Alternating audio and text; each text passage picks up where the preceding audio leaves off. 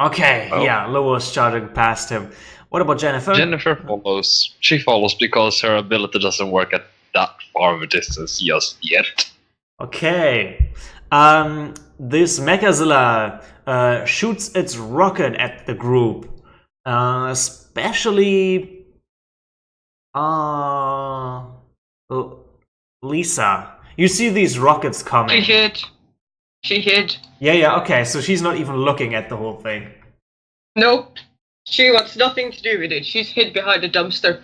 Okay. Like, curled up and, hands, like, over her ears and wants nothing to do with this whole thing. Even with your hands over your ears, you hear the explosion There's down a the call, street. so I'm to BRB. Alright, no problem. Focus on Lisa at the moment. Sound of explosions, what does she do? Absolutely nothing. Okay. She's not a fighter in any sense, way, or shape of the form at all. She hates violence. She can't stand it. She can't even stand her own powers. Never mind random robots attacking. She doesn't think she's cut up to be a hero whatsoever. Alright, Lobo, you two see those rockets coming flying towards you. What would Lobo do?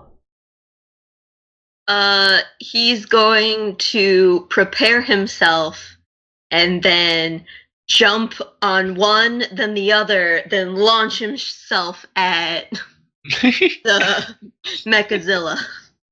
Okay. You manage to jump past the rocket, and behind you an ice wall covers the road. Both Rosa, Jennifer, and Devin, as the explosions hit the ice wall. You can feel the ice cracking and crumbling above you. But you're safe for the moment, and Devin shatters the ice wall outwards, creating this foggy cloud around the Mechazilla, so it can't really see the ground anymore. Lobo, you're the first one at its legs, as the misty fog of ice crystals rushes past you. Okay. He is going to kind of weave around its feet and try and stomp at him to distract him. The Mechazilla does so, and since Lobo is a very small target, I'm sure he can dodge and duck out of the way. This gives enough time for both, let me think, Jennifer and Rosa to catch up. Devin needs a moment to gather himself after putting up this ice barrier. So he's not the first one to get there after Lobo. It's just Jennifer and Rosa. What do you two do? Jennifer is gonna try and climb up to the thing. She wants to get up to its head. Okay. Okay. Right, okay, Jennifer is starting to climb. What does Rosa do? You see Lobo is in a bit of a bind now. He manages to dodge the first one pretty good, but it seems the Mechazilla of Doom starts to get a beat on him, especially with one furious tail swipe that is coming Lobo's way. And yours, for that matter, you find to realize.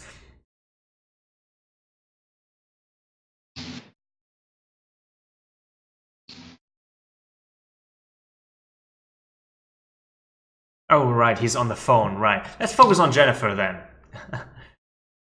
Okay. You know what? Right, you climb up there. Right. What is your intention? You want to get all the way to the head? Yep. And then create basically a room and just start disassembling the head, like, let's cut this open. As you're halfway up the Mechazilla, it starts to put electric charges over its hull that come zapping towards you. What could you do to not get stunned? She cuts open where she is and gets inside of it and climbs that way instead. Okay. Right, so you're on the insides of the robots. You get covered in oil and And for a moment you think you're stuck until the Mechazilla moves a bit, and there's this sequence of like moving pistons and joints that move around. Clearly nobody's supposed to be in this thing while it's active. How do you move forward through the obstacles? As she basically just moves along the walls of it, and if needed, she'll cut off some parts so that she can move upwards. Okay, cutting through the parts. That's actually a really good plan, to be honest. Yeah. And it works really well until you get to this one particular material that you think you try, and all you do is scratching it. At the same time, hot exhaust is rushing towards you. We, the audience, see that. You only notice that it's getting really hot all of a sudden. Think you're inside the robot. Yeah. She starts to try and get out of the robot then. Okay. Let's focus over to Lobo. There's a tail swipe coming, and it's a big tail. You think Rosa is in danger. He doesn't seem to be reacting fast enough.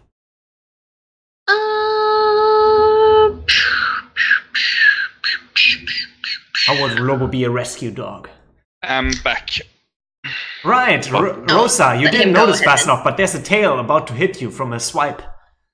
And Lobo is probably gonna save you. Well, that sounds problematic.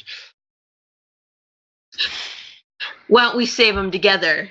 So he's gonna like run over and like get between her legs to try and be her mighty steed. But he obviously can't lift her up because he's a puppy. Where do you get this stuff from? Meanwhile, Rosa's probably just going to throw herself to the ground and basically just tell the using gravity powers, just create a basically sink herself down into the ground and having the ground cover her up so she has the Okay, protection. so Lobo gets flattened by this super heavy Rosa. But basically, she uses her gravity power to compress the earth beneath her, and then she moves, so she comes down into the earth, and then she uses it to moves the earth from besides her to cover over the hole where she now hides. Oh, like Is a it not porthole. fucking Miss Wednesday or something from One Piece also has that power? But With no, gravity? I'm sure One Piece has all hero powers you can imagine. probably. Okay, Lobo, how does he feel about, being snuggled quite closely? He's like, you hear slight whining as he's digging at the earth, and he's like, don't like being buried, don't like being buried, I'm not a bone, I'm not a bone.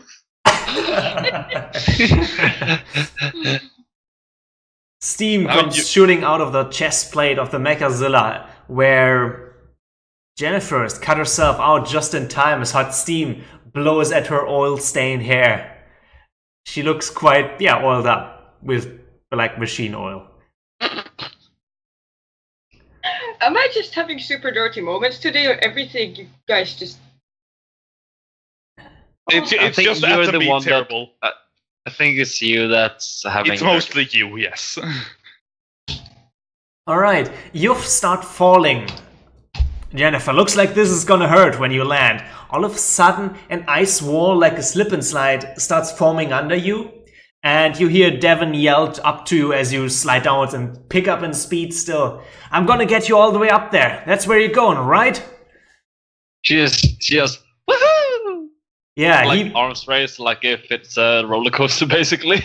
Exactly. He creates an ice wall that basically leads you downwards and then pushes you back upwards. So you go with a lot of speed upwards. The Mechazilla smashes the ice wall just beneath you, but you've already got enough momentum to have a few moments of just free flight where gravity seems to not affect you. You're gonna have to grab onto that arm as it reclines if you're gonna be able to make it and not fall. She'll do it. Okay. She'll grab onto it and climb further up. Okay, now Lisa, you hear the Mechazilla smashing and roaring? I think it's one of those mechanical roars. What does she do? Is she still cowering and not gonna, move at all? Yeah, no, she's not gonna fucking do nothing. She's Okay. absolutely Very petrified. She's going to just hide. As the Mechazilla moves aside, Rose is probably just going trying to emerge from her hole in the ground. Okay, yeah, sure. Let's focus over Rhoda while Jennifer is holding on for dear life at the moment as the arm keeps, swinging about. Basically, what she's then going to try to do is focus her powers on the Mechazilla itself. Just the general area around the Mechazilla, just trying to increases the gravity. Just 1G, 2G, 4G, 5G. Okay. See how much this thing can tolerate before gravity starts to insist that this thing should not be fucking moving. I think it's mechanical. Its exhaust output increases as you put more and more pressure on it. Seems like the motors are trying to keep up. Lobo. Mm-hmm. So just to put this into perspective, you have Jennifer holding onto the arm, but the arm just keeps moving around and trying to shake her off, so she can make good progress. You're missing Lisa. You don't know where she went. You have Devin there, who's very much willing to use his ice powers as much as you need, and Rosa, who's keeping the mech pinned down, putting pressure on it. What does the team need to succeed here? I'm gonna BRB real quick. They need. He is going to remember he has to be the leader of this ragtag group. He's obviously the alpha dog here. He's the pack leader, yeah. So he is going to realize he needs to take a moment, assess everyone's powers, and see how they can bring all of that together. Okay. Instead of it seems like everyone's like kind of semi going separately. What can they do together? Right. Now, from the assess move list, you can ask one question to each of the characters, and they should answer honestly. Okay. I mean, it's assumed that you should answer honestly. You're a team after all. Yes. Team. Go team. We're getting there.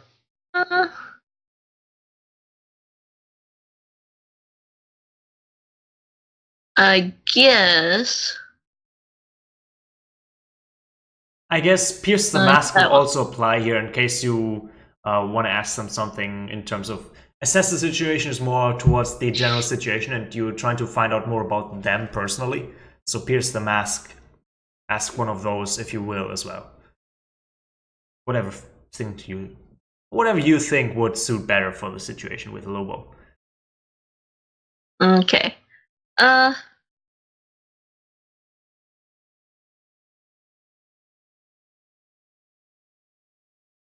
Okay. I suppose to everyone, he'd basically say, do the how could I get your characters to just attack all at once. Just an all-out attack. Jennifer, you go first. Well, she's already working on being able to attack it properly. Since she's trying to get to the head where she imagines most of the more vital components are. Okay, so he just have to tell you. He doesn't even have to tell you. You're ready to attack and already doing it. Okay. Since Keith is not here, I'm gonna say Devin is ready when you give the command. Like you just have to tell him where to attack and how to attack. What about you, Rosa? Rose is currently holding it down. I mean, you probably have to. You need to encourage her somehow to press the attack because she is unwilling to actually push her powers to their limit. Yeah, you get the feeling Okay. that's somewhat similar with Devon. He so far has only used his power to help the team, you notice. He didn't really go up against the Mechazilla itself. And Lisa, the question goes out to you as well, even though you're not there right now. Do tell us. Is she still BRB? Yeah. Okay, so she really is not there, so he can't get that No! information. Very well. So you need to encourage them somehow that everything is going to be okay if they use their full potential, their full power. Whether or not that's Or true maybe I got an idea. All right. So a loud howl comes from Lobo. Oh! And he goes, Now it's ringing again. What is this? What is today? Ice boy, you push your ice from the bottom to squish him up. Gravity girl, you push from above in order to squish him down. I shall run to the rainbow lady. She shall cut it in half, and I will pull her away like the hero we are, and we will crush him.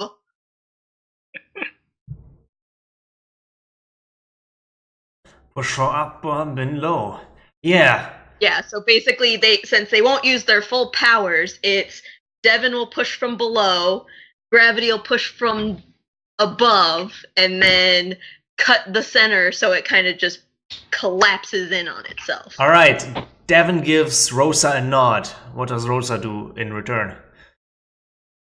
By getting nodded at from this cute girl. I have returned. Cute boy. Well, never mind. Sorry for that. I had to take my antibiotic. No problem, no problem. I think, oh yeah, he's on the phone again. Constant disruptions, no worries. Okay, so, did he actually catch that he should push from the top? We're gonna wait a moment for him to get back to this. Meanwhile, Lobo was sniffing out possibilities on how to... can you repeat that? How to get your characters to attack or force? Yes, I had asked everyone, I'd kind of in a sense pierced the mask, and how to get all the characters to attack at once. Yeah, how, and this is a question for, future character development. How could Lisa get persuaded to attack? Well, you can't. It's something that she wouldn't do unless it was, because she doesn't really have a good handle on her powers in the first place. And the second problem is that, unless it was something that, she could even influence, she really can't. Because it's a really bad idea to try and explode robots in the first place. So it would probably be something like, absolute danger. And even then, only if she's, alone. Or protecting someone who's already wounded or something. Even then, she would be super hesitant about it. Okay. Now, just to remember, you did explode the school, right? Well, that was We more like... destroyed the school. Yeah, she exploded the school, though, with all the robots, as their gathering ground, right? Since when? Mm-hmm. Well, Keith was smashing, swirling them all around, right? And Lisa was helping him with exploding stuff. Right? No. Okay. She was more or less screaming and Jack was leading her around, and then they somehow got separated. I don't know, because Okay, I fell asleep. that's fair enough. So I don't know what happened last time. Right, you already fell... that must have been then the moment where you fell asleep. Yeah. Okay, that's fine. Alright. Let's go on then, since Rosa's gonna take a moment to come back. Devon creates an ice wall Back again. Yeah, right. Rosa, Lobo just told you the best option is for you to put pressure up from above, while Devin is pushing from below with ice. Oh. She probably has. You want him to. But isn't that thing too dense to be pushed to. What everything else? Maybe we got a massive crater. What if it blows up? Too late for property damage concerns.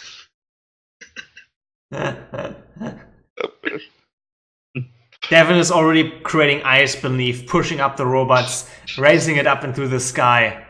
I think, Rosa, you might be standing on that ice platform, getting raised up as well if you want to. Good, and I guess because she Lobo will as probably well. need to have contact with it. Yeah. Because otherwise, yeah. So Lobo, Jennifer, and Rosa get lifted up into the air by a huge pillar She of will probably ice. just sigh nervously, like, all right then. And basically just, she will probably just go down on all fours, having her bunched up fists towards the ice block to try to focus all of her energies into it. Or, well, in this case, through it. Mm-hmm. Is there anything that we visually see with Rosa when she, gives her powers her all? Is there any visual change in her look? Think anime. Yeah. Not actually for her herself, probably. It's just that you see that she's obviously struggling with something. What you will see, because it's gravity and basically invisible energy, it's mostly just the effects you're going to see. Okay. And Jennifer, the armor cracks and buckles all around you, revealing lots of weak points. Now is your time to shine. You're not quite at the head yet, but you can either use it for climbing up there real quick or for, slicing it apart here. Meanwhile, Lobo, same goes for you. You can jump up there pretty well. She'll get up further. Okay. Hello, Hello. Sorry, it's been a seriously shitty day. Don't worry about it. Just ease your way in, relax a bit. We're currently looking at what Devin and Team B are doing. Oh. So the Mechazilla of Doom is lifted onto a large ice pillar. Lobo, you're climbing up after Jennifer, but she's getting further and further away from you. It's kind of hard to climb with just paws and without opposable thumbs. Not sure you're gonna reach her at this speed. What if she gets crushed under the pressure?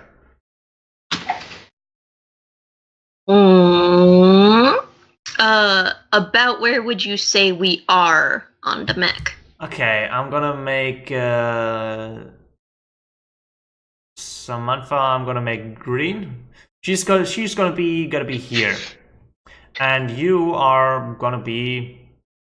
Lobo's jacket is orange, so you're gonna have like an orange jacket. You're currently around here. Okay. So he's gonna try and jump over to the arms because they're they're not so vertical. Yeah. He's gonna try and jump up on them so he can use all fours and not try and climb, but more run. All right, you're running along the arms. Jennifer, you make it to the head. It seems to be struggling against the intense gravity, but you're too kind of feeling it here. It's like you're getting squeezed against the machine. It's like it's like you got the heaviest backpack you ever felt on your back right now. It's gonna be hard moving around here and cutting much, so you gotta prioritize your cuts. I figure you only got 2 or 3 swings in you.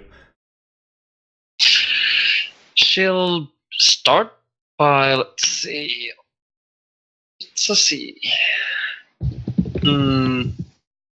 Let's start with removing the jaw. Alright, you remove the jaw and it falls to the ground. Rosa, it misses you by mere meters. She barely noticed because she has to focus all her has to focus everything she has on trying to squish this thing. Okay, it seems to go onto its knees now. Basically, she's blind, but she's just sitting there staring into the ice, trying to pour just all of the Earth's gravity times 10 or more, just trying to push it down on top of this thing. Only 10G? She's probably going to even farther than that. But this is also a machine. They usually don't like it when things get too high in gravity. Yeah. No. They're usually not built for that. That's that size. Gravity and the laws of physics tend to say that you should not be standing upright. Yeah. Okay. Oof. And next one is going to be who exactly? Let's see. Alright. Yeah. Let's stick with Jennifer. You've cut off the jaw. What else are you gonna cut off? Next, I think she's gonna try and cut. Let's see. This part of next, so she can access the head more. Well, the she'll nose. actually try and Okay. get on top of the head, actually. Keep in mind, you only got 2 swings left before your strength leaves you. She'll get up on top of the head first, then. Okay. So that's up here.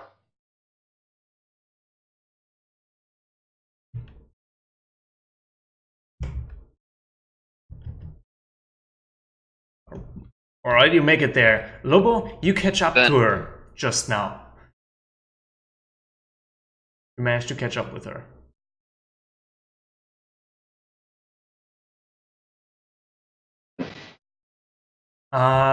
You hear a dog panting next to you. Lobo, the gravity here is really high. How does Lobo react to high gravity like this?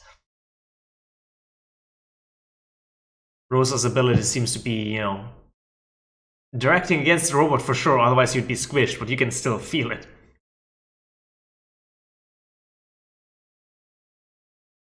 It's pressing your belly against the metal. Indeed. Very uncomfortable belly rub. I guess she's currently not here, so let's keep going with Jennifer. You're at the head plate. What? I was talking to Lobo. Yeah, I didn't think it was me. Then she'll basically cut open the top of the head so that she can access the main computer. Alright, there's indeed something of a mechanical brain there that you see. You got 1 swing. Better make it count. You know those tornado swirls you make with the pen, like when you were a kid? Like swirling around, yeah. She does one of those long-ass ones and just makes a long-ass swirly cut through all of the brain. Okay. As the brain gets cut and you still make these swirling noises, the robot's automaton function cease and it immediately gets squished within a second or 2. Lobo, you only got a second or 2 to react and pull her out of there, otherwise you might get squished in the process from the gravity and the ice pushing upwards.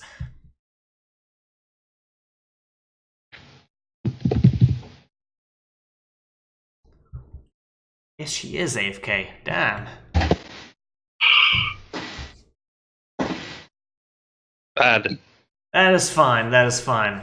We're gonna keep the tension up for a moment longer. And Keith, Devin has used a ice pillar to push the robot upwards, and gravity is pushing against it. Now that the robot falls, all the gravity suddenly hits the ice wall. How would his ice react to that stress? Well, since it wasn't that expected, it would begin to crack. Okay. And then collapse to at last. Right. Rosa, you're on top of the ice. and it collapses under you as the robot is getting a lot flatter. You know, it's kind of like a can that gets, you know, squished. That's what the robot looks like now, but the ice is cracking beneath you and collapsing all of a sudden. Well, I think she's finally starting to have to, well, accept the fact that there is a reality around her. Soon she realizes something like, oh, I think she will probably start to panic. Yeah, mostly because the ground beneath you Not collapses again. and you're not in contact with it anymore. Indeed. And we kind of see the downside of Rosa's power is that she needs to be in contact with things to, you know, slow gravity. Mm-hmm. So what could she do? Well, as we established, she can't exactly fly because, well, she needs to be in contact with the ground. Or, well, anything.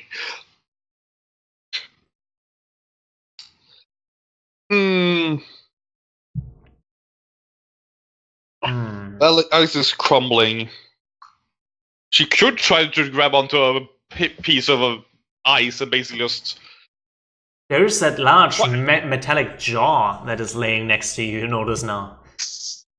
Sounds excellent. You can pick up that up and basically just try to use that, modify the gravity that thing is affected by to like 0.2 or something, making sure it falls a lot slower. Like a parachute then. Yeah, basically. I like that. Only a big, massive metal jaw, but details. If it's super light, you know, it's gonna work like a parachute anyway. Hopefully. Yep. You sail down there like a bug on a pedal.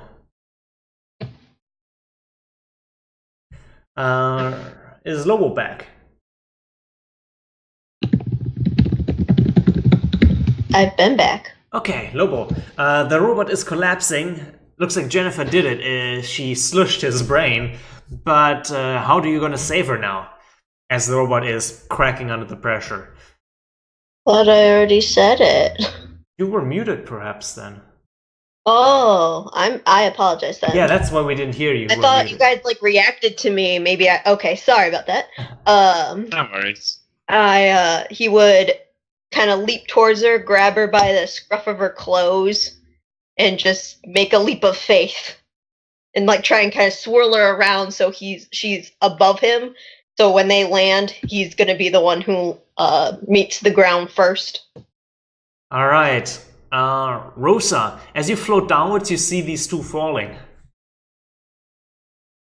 Could you maneuver this parachute to catch them, perhaps? Or is there anything you can do to save them? Maneuver is going to be difficult. She can only affect change how much gravity affects it. And gravity isn't what it creates its, well, side-to-side movement. Unless you decide, no, there isn't a surface to her that she can use to basically shift the gravity towards. I don't think of anything she could do. Oh, that's unfortunate. You see your friends fall to their deaths. There's nothing you can do about it. Unless Devin can think quickly. Yes, Devin can think quickly. Yes, he can actually create things out of nothing. Exactly. He creates, ice sledge, that they, instead of falling, they begin to glide down of. Like a, what's it called in English? Yeah, slide, I think. Okay. Rutschkana menar du? Typ. Yeah, that is what a slide is. Yeah. Yes, it is a slide, like a water slide, just with ice. Do you care what they slide into? Yes. Because they're heading straight for that ruined building there. Pieces of rubble. Well, he would try to make it so that, they get to around where he is. How do you slow them down on the ice?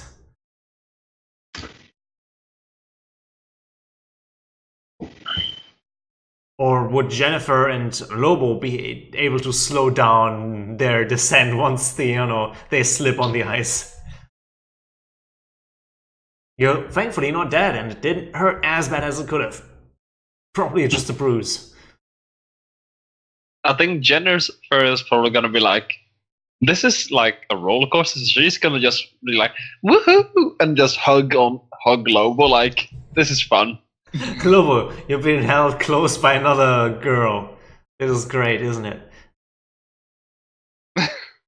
He's like kind of. But terrifying because you're falling. And he's like kind of like trying to put back pedal like some kind of toon dog.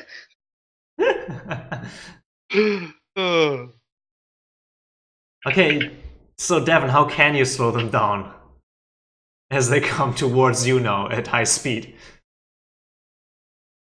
Well,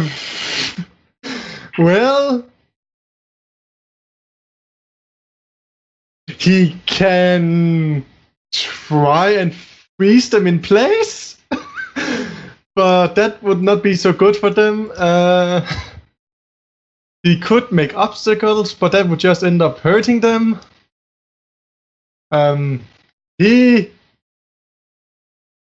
Yes. You know what? I think this took you long enough so that they're actually crashing into you, and you three just land up in a like a huge pyre. And just for the heck of it, Rosa is sliding down right next to you on her pedal jaw. Yep. Pretty much. You know what? Well, for the sake of it, Rosa is just landing. It's like, oof, I made it down safely, and then all of them just slide into her. And that's what stops you. Yeah. That would be the best. Now. Why does this happen to me?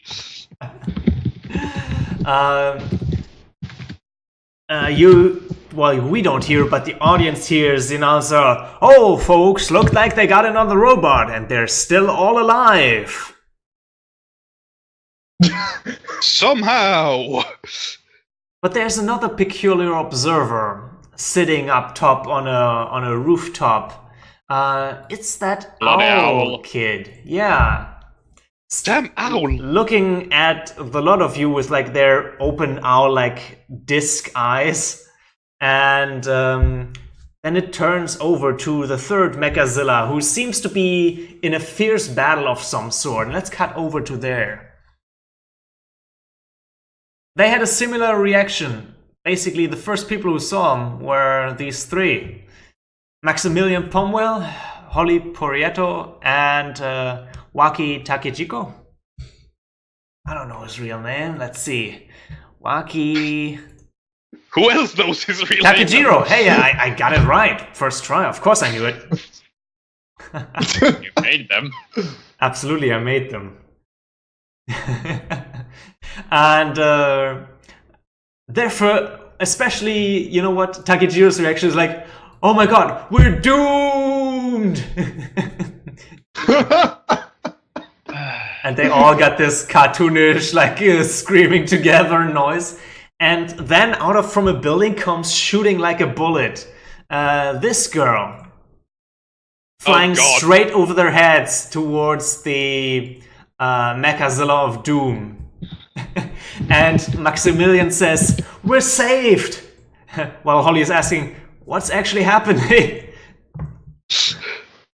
And it looks like the girl is about to smash into the Mechazilla until it turns with its tail, spins, and she gets hit full force, flying back into a building with a huge smoke cloud coming out. Ouch! "We're doomed!" is what Waki continues to scream again. Only for seconds later to shoot back out of the building against the Mechazilla, only to get tail swiped yet again into another building like a ping pong ball. I'm not sure if she's useless or very good at what she does. She's a ping pong ball. Yes. I think what you hear is both her roar of battle and then the roar of pain as she gets, or being out of control as she gets slammed to the nearest building. The Mechazilla seems to be distracted by this constant onslaught, however, and he starts to stumble towards the group here. Get to the back. Maximilian says, Holly, I need you to put up a barrier above us. It's about to step onto us.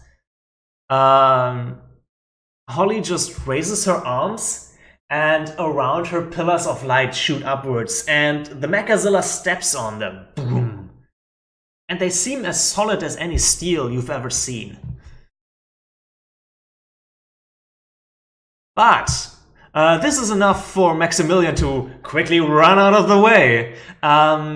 He actually bravely run away. You know what? He actually grabs her and drags her along, but she starts to sneeze very intently once, and the light flickers and fades.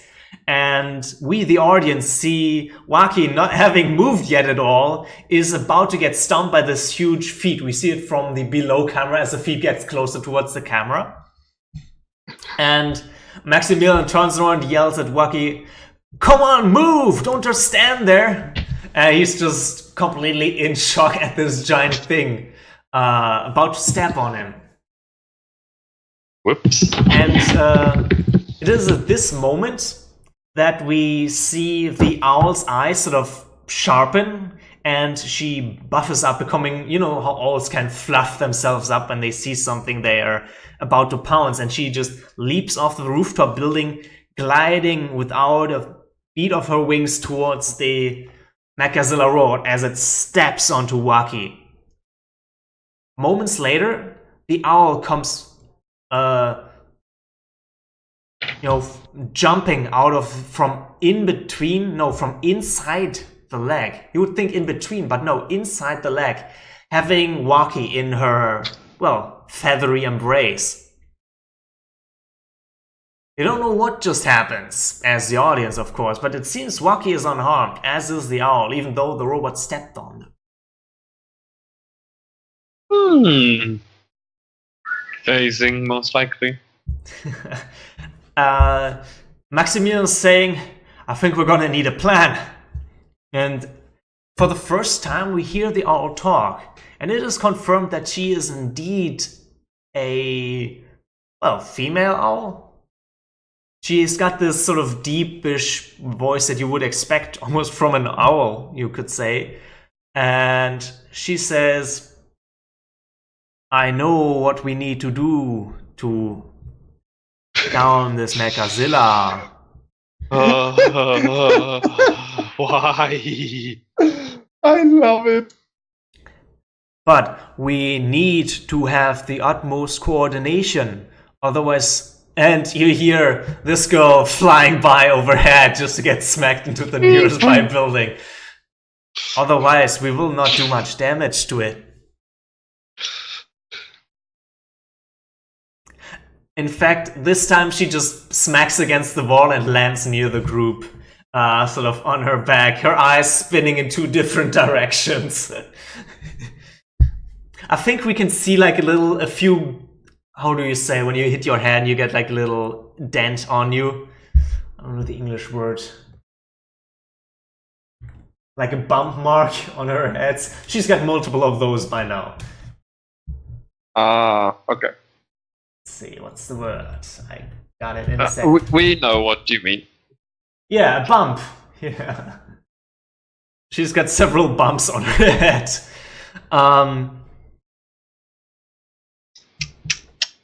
Maximilian says, well, Holly, watch out, it's stabbing us again. And Holly is, she was just having a coughing fit of sorts. Then she gasps and raises her arms again, and she catches themselves in like a golden bubble where the Mechazilla steps on repeatedly. At first, like once stepping on it, and then like lifting his foot again, looking a bit, and then stepping 3 times really fast and not making it through the golden bubble. We cut back to inside the bubble where Maximilian is waving around his golden watch that he's always keeping in his pocket. And he says, "All right, now you'll do exactly what we've discussed we'll do."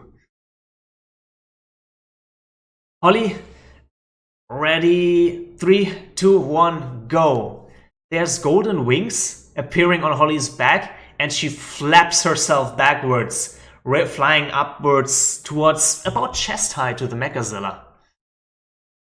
Which it starts trying to swipe at her with its paws. You're not quite sure how she's actually able to avoid the paws, but there's a bit of a golden glow around her. Whenever the paw gets close enough, she either lowers herself or does a barrel roll. Out of the owl's feathers come lines, very thin. We can only see them as like one little black line that spins all around the legs of the Mechazilla. And similar to what Rosa did, the Mechazilla seems to have trouble moving now. Not because the thin lines would be strong enough to, be held in place, or perhaps this owl is really, really strong. We don't know, but it is kept in place. Waki actually is then walking on these lines like a ninja would, on very thin lines, up to the robot's legs. And he's tossing a kunai up at the robot's face and says, "Hey, here I am." The robot turns around, swiping with its tail at Waki, and there's a loud poof as he turns into a huge cloud of smoke. But That guy. that was exactly what they needed, because what has stopped the blue-haired girl from hitting the robot as hard as she could was the tail swipe. She comes like a bullet. We can actually see her on the ground, her legs starting to glue and blow, quadratic symbolisms on him, and then she pushes herself up the ground, leaving a huge crater behind her, and flying face first towards the robot's chin. And on the front of her head, on her forehead, these symbols flow from her legs upwards to her forehead, and she just headbutts the robot straight in the chin, and we see the robot toppling over like a slow motion, falling over onto its back. And that's another one down, folks. It looks like all the teams have defeated their Mechazilla. And they're still alive. But why am I picking up bad visuals on my... can we get a technician over here? Is there a sandstorm? And all of you notice around yourself that all the dust you've picked up and, the usual sand of the city is sort of swirling up and around you, and little glittering crystals, fall from the sky down onto you.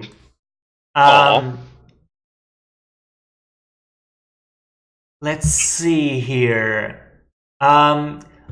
Somehow, this happens just as the Mechazillas die. So, Lisa, you were still hiding behind a trash can, and you feel yourself getting really at ease and really tired. What would what happened to her? She'd probably just think it's like, all the fear and everything else, and now that they're safe, she probably just slumps. Yeah, she passes out and falls asleep. As does the pile of the 4 people that crashed together. They're just sort of... They didn't notice it as they crashed together that these crystals were falling and drizzling over them. And they just sort of pass out right where they are in a huge pile. Waki was just celebrating. Yeah! Did we see how we got it? I think it worked. My smoke grenades. I'm so happy I packed one too long. He falls over sleeping. The owl starts to strangely fall to the ground and deflate entirely until she's just flat on the ground. What? Yes, what? the girl who's landed on the robot, she's got a huge cartoonical bump on her forehead, and I think she's already passed out. I don't think the little crystals of glittering that fall down on her do anything. Ironically, her eyes still continue to spin around. Holly starts sneezing, and she injects herself with what looks like a little pen that she puts onto her upper arm and pushes the button on the end, but she soon falls over as she does that. The only one still standing is Maximilian Pomwell, who looks over his companions like, what's going on? And he, holds out his hands at these glittering crystals, and he seems to think a while, and as he sees Holly fall over, he, reaches around and grabs her. Now, you got Holly isn't one of those light to carry girls. She's a bit, heavy set. So he's like trying to hold her, and we see him all gentleman like take off his coat, put it on the ground, and then just put her down gently. And then he's looking around a bit, and she's like, she seems to realize something, but then he's just laying down and closing his eyes. It's strange that he was the only one who doesn't seem to be affected by this at all. Now cut back to our heroes. Put them back into the scene. You feel this drizzle coming down all over you. What the heck is going on? Yeah. Is this common here? No, not in a place where there is no desert. Yeah, and all around you, more and more sand starts churning, as it seems to be like you're in the eye of a storm. And then you hear yelling really loud, "You damn kids! I just want to have my nap! Why do you need to make such noise?" You see... That's Mr. Sunshine. No, not really. You see stepping out from the sand a man that looks like this. He's really old, and he's wearing like a red hoodie and a red little cap that is, put onto his back with like a string around his neck. Right. It should be your nap time by now. I know it's way past my nap time, and I couldn't get my eyes shut. Well, perhaps you shouldn't sleep in the active battlefield. Shut it, Jack Jeffrey! points out, You're the actually one who pointing at sold me a your robot that dysfunctional they've wash decimated. machine. And he points Is at this you, you? Jack, and someone mistakes you for Jeffrey and talks about his misfunctioning wash machine that you sold him. I've never sold a washing machine in my life. This sounds really interesting, sir. What is a washing machine? It makes my underwear all nice and warm and clean. I like my clean underwear. Oh god, it's a pervert. I like clean underwear too. Underwear? Jack, mark me insecure. Because you're not quite sure what's going on, right? You're like, this is not a normal person. Is this part of the test too? I'm sure he's totally reasonable. Chaos, you too mark me insecure based on your reaction. You Oh, sound like you're not quite sure if this is part of the test or not. Is this your doing? Are you, as Keith, point out the entire sandstorm? Did I mark insecure, or what did you say? No, Chaos was the one who needs to mark insecure. Chaos. You're apparently unsure what a wash machine is and very curious. Yes. Now, Keith just asked him if this is his doing.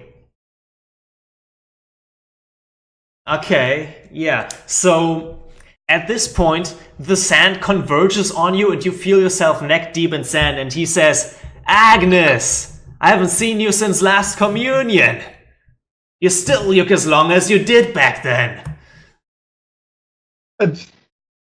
My name is Keith. Perhaps Who- this guy who needs the- glasses. Who the heck is Agnes? You were never quite the smartest, were you?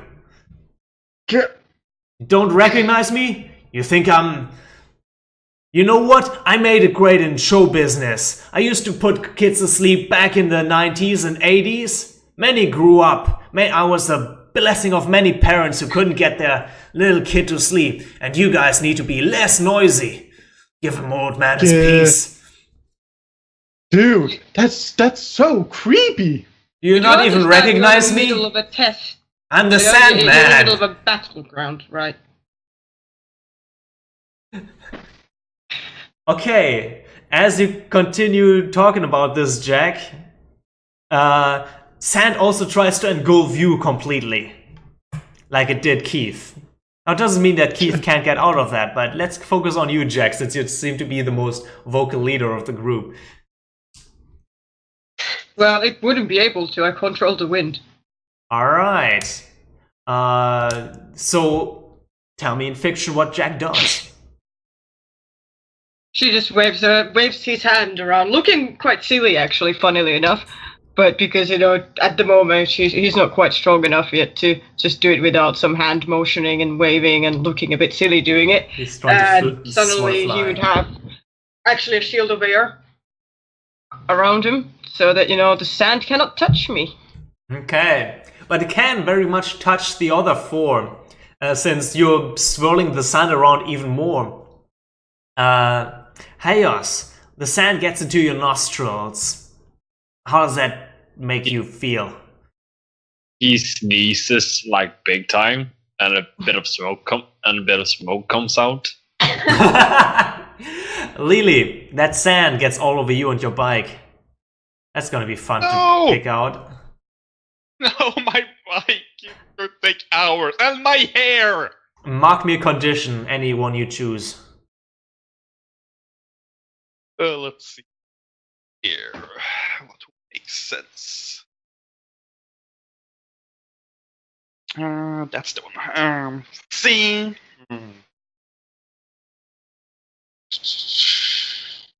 I think insecure would make more sense. Alright, because of the hair. Very well. Yes! He's messing with my hair, god damn it! You're just a bunch of kids who are getting too damn noisy. This isn't a battlefield. This is just you playing in my backyard again. Get your damn baseballs out of my backyard. Now, he's trying to use his influence to tell you what you are. And he's wanting to shift your danger down and your mundane up. Now, you can just do that and play along, or you can reject him. Keep in mind, all adults have automatically influence over you.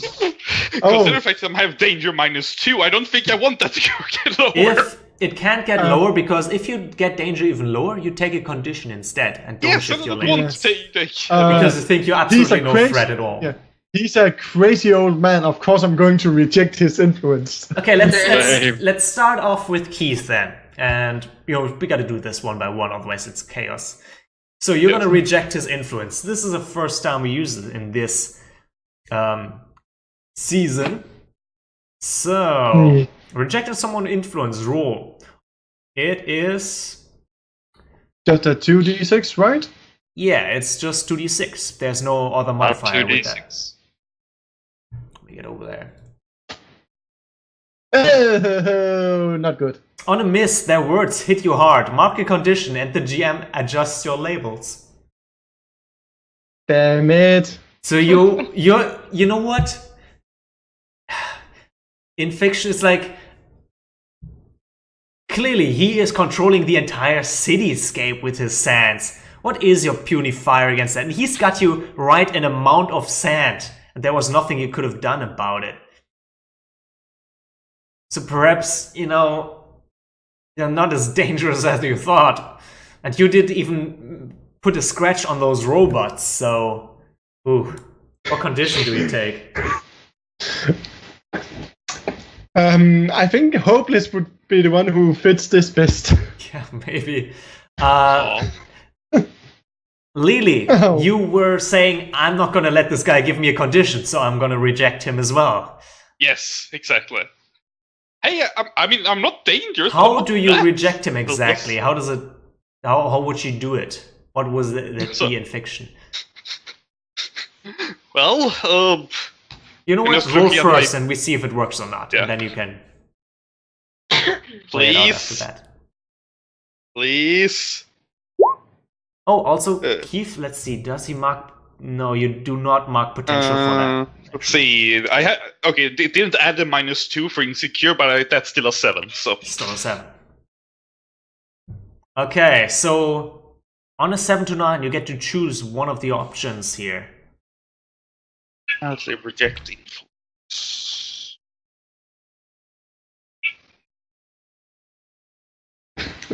You can, clear a condition and mark potential by immediately acting to prove them wrong.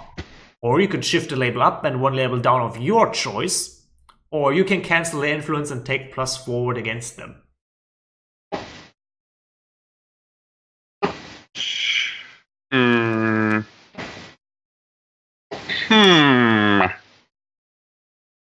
I think I will shift one label up and one label down because with that I'm going to reduce my superior because this guy is clearly in control of a lot of things here. So superior down, and you know what? I'm actually going to half listen to him and actually increase my mundane by 1 because I like the fact that he might see me as a regular person. You know what? Yeah, that's kind of true for you. It's kind of humbling almost. Yes. Yeah. Oh, he doesn't scream at he doesn't just scrape and bow and kiss my feet because my princess is yelling at me. Yay! You are ridiculous. Yes.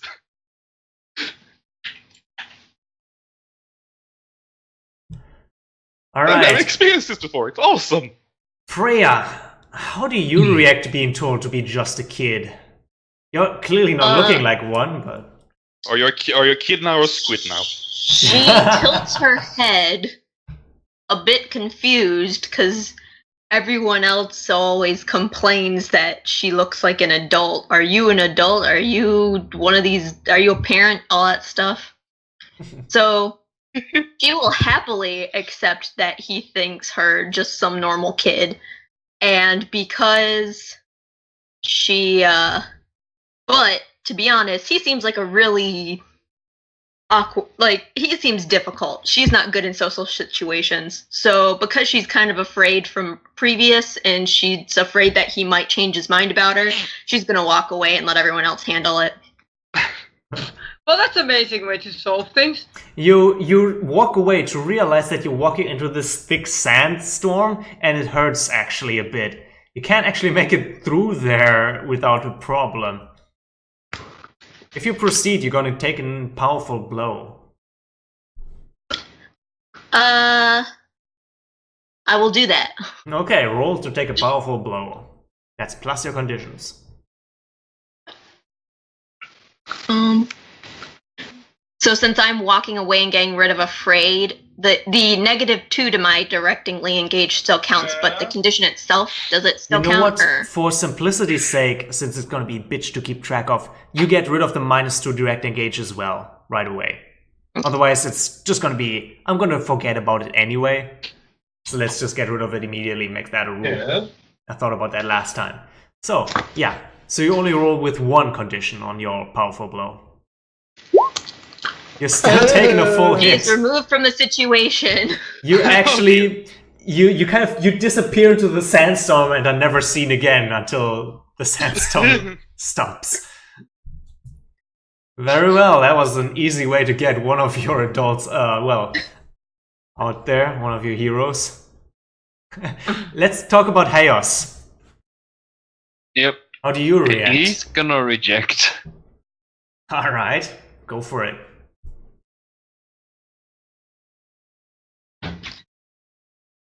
Yeah. He rejects, but Alright. he says he's just a kid. I mean, yeah, he's a kid, but he's not. His Squid. powers aren't really like Could be a that. squid. They're not exactly tame, so to speak. Mm-hmm. They are kind of destructive, and he can't control them. Okay, so how do you, what of these three options do you choose and act upon them? A clear condition, and I cancel. On a 7 to 9, you get to choose one. So clear condition by immediately acting to prove them wrong. He'll try and should he try? Yeah, why not? He'll try and basically just fire off, just blow fire at him, like this really hot fire just melt straight through the sandstorm. Okay. Like, down the street. We see this huge. Sand became glass when it's hot. Yes. Well, not unless it gets really heated for a while. You know, probably not immediately. It could. Sure, whatever you guys are. Should Whatever I roll Hayes freak says. then? You're directly engaging him because you're shooting it at him. So roll to No, directly engage. not at him. Okay, so just proving to him that you can make a huge fireball, then it would be unleashing a power to shape your surrounding. Okay, that is a good roll for you and for me as well. Unleash powers. On a hit, you do it. Okay, and the GM will tell you how your effect is unstable or temporary. It is temporary. For a moment later, you feel his boot on your chest as he seems to fly across the fighting arena straight into your chest and stepping on you as you get turned over onto your back. Mark me a condition. As he says to you, you think you're some sort of hero blowing fire? Pah! A real hero would be fixing my wash machine right now. Again with this mushroom. This must be some amazing technology. This guy's We're just heroes. That was a really, really strong kick from an old man. And he was fast too. Jack, he was really fast. He basically flew past you. Are you gonna... I'm gonna Shift reject your his labels? influence also. Yeah, you're not gonna let an old man tell you who to be, right? You're only gonna let a slightly older if woman it was than you. Umbra, then it would be totally different, but it's not, so therefore, what do I care? Exactly. Besides, my mentor embodies freaking denies mundane, so you know, not really a thing. True, yes, you should. You'd make her proud, I'm sure, if you managed to beat him. Oh, snap. Miss. Yeah, on a miss, their words hit you hard. Mark a condition. And I'll adjust your labels accordingly. Danger down and mundane up. Angry and what is it? Mundane up and... Danger down. Actually, yeah, okay. Mundane up and danger down. Okay. You know what? You stopped his sand, but you completely lost sight of him for that moment until he was flying past you and kicking your teammate in the chest. I made myself angry. Yeah. Why are you angry? Because I want to protect my friends. Exactly. I'll give you now the spotlight to do so if you can. Well, I'll try. I'll unleash my fucking powers. Let's see if I can actually blow the fucking stupid sand away. Okay, yeah. Go for it. Just generally a fire. If you manage it, we see Freya has just been running circles around the arena for the past minute. Trying to get away. Yeah, I'm gonna unleash my powers and see if I can just blow the shit away. I can! Okay. Yeah, you blew the sands away for now, and everybody, you get a clear sight of the arena around you. It's surely only a matter of time until, well, they come back. However, as you blow the sands away, you notice something sticking to you. In fact, there seems to be something on you. What is it? As you look down, you see this snuggle bug hanging around your leg. And there's more on your back. What now? And one is landing on your tab. A snuggle bug. It looks like a plushy grub. Huh. He's actually going to shiver before using quick, like, wind blows to just kind of like flick, fuck off, and then like slice them in the air. Unfortunately, they're quite snuggly on you, so you can't blow them away just easily. Oh, they're adorable. He just picks them one by one with like, ugh, you know. Yeah, you have to Clearly pick them not off that one by one. Meanwhile, the old man berates you. That's what you get for that, Joey. You're not gonna sell some junk to me again. My name is Jack, you old fucking stupid fart. Jimmy, that's what I said. No, Jack. Get a fucking hearing aid, you know. John? His voice booms enchanted by the winds. Okay, Now, Jack, Romy it's directly going to engage speak as you angry. yell at him to tell him your name is Jack. Because that very well could, or you know what? Actually, it's a provoke someone roll. You want to provoke him to call you Jack. Yep. Yes. So roll plus one superior, actually. Nope. Okay. So he's gonna continue to call you names with J. Excellent. Who isn't there? Juniper? Yeah, I remember your blonde hair, but you've cut it short now. And Jack actually stomps a bit on, like, foot on the ground, and the wind seems to pick up before he was like, I've had enough of this stupid old man. So just then picks up his phone and calls Umbra. Okay, while you call That Umbra, solves everything.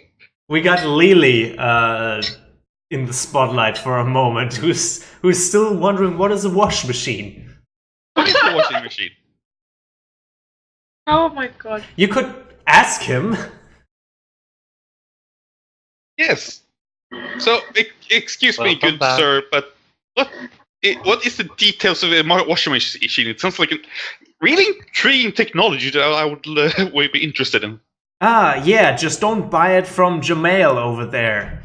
Wash machine is a box with 4 sides on it that you can open up in the front with the door, and then you can put your things inside them, and when you then say how long you want them to be washed, like a minute or 2 minutes, a light goes on and they start spinning in the wash machine. When you take them out, they smell nice and are all warm. But they You can don't. put your This one's broken. They don't get any cleaner. you can put your clothes in it, not things. Well, No. I'm talking about my underwear. I refer them to things. Sometimes I put the snuggle bug in there and they become nice and warm and snuggly. Too much information, old man. Too much information. What? You want to see I my also underwear? used to use a washing machine for longer He's than pulling just a down his minute or pants, two, showing you his idiot. man diapers. Romy, I don't know, take a condition. Everyone who wants to see this and doesn't want to see this. Lily's just taking out a notepad, just writing things. No, okay, it's a data pad, so she can Right. type I- things into. I think he Washing- gets angry. Potential portal to a Didn't you perfume control dimension. fire? You control fire, right? Keith does, yeah. And Oh my Hayos, God, who is this still this kind of this on the ground They're at the both moment. angry now. This is the start of beautiful friendship where we can both unleash our powers on this guy and burn him to the crisp. Alright, yeah, Um, I'll take over the spotlight, whoever thinks they can do something here. You have caught him, quite frankly, with his pants down. If you know he's making a fist. Seriously, old man, get a grip of yourself as he then, throw a kind of a flame. She kind of shoots flamethrower at him. No, a cone of fire towards him. Alright.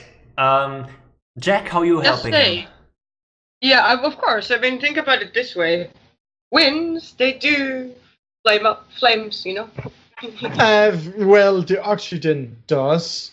Yeah, but Well, yeah, wind it can also transports make more them last- oxygen in there. Make them bigger.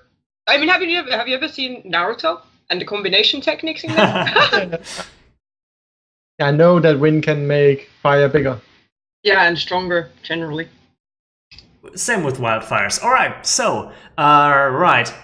Keith, roll me danger. You're directly engaging him. If that doesn't succeed, you can always spend team, especially Jack, to support him, which would make his fire stronger. Here's the thing, yeah, let's do this now, Jack. If you want to spend a team pool, you can turn this 9 into a 10 with your wins.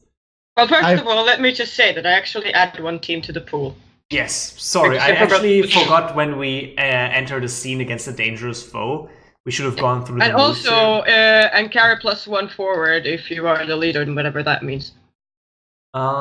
We haven't decided who the leader is yet, though. Yeah. Who is the leader in this engagement? You're gonna have to... Okay, let's go through this, okay? Let's go through this because I forgot, and it got kind of chaotic here. When you enter battle against a dangerous foe as a team, add 2 to the team pool. So we start with 1, which I give at the beginning of the session.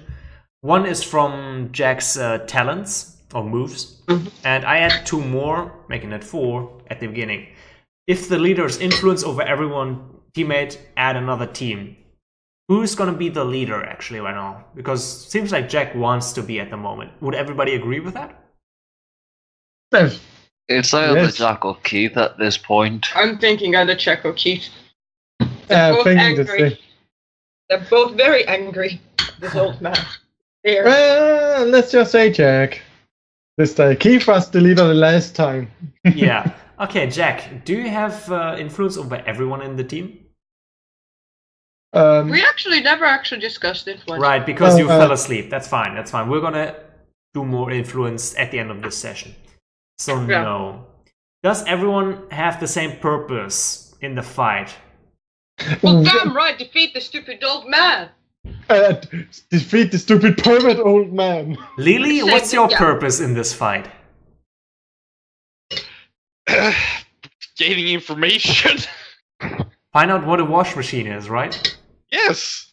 So that's not everybody having the same purpose, right? And the other technological secrets this guy has.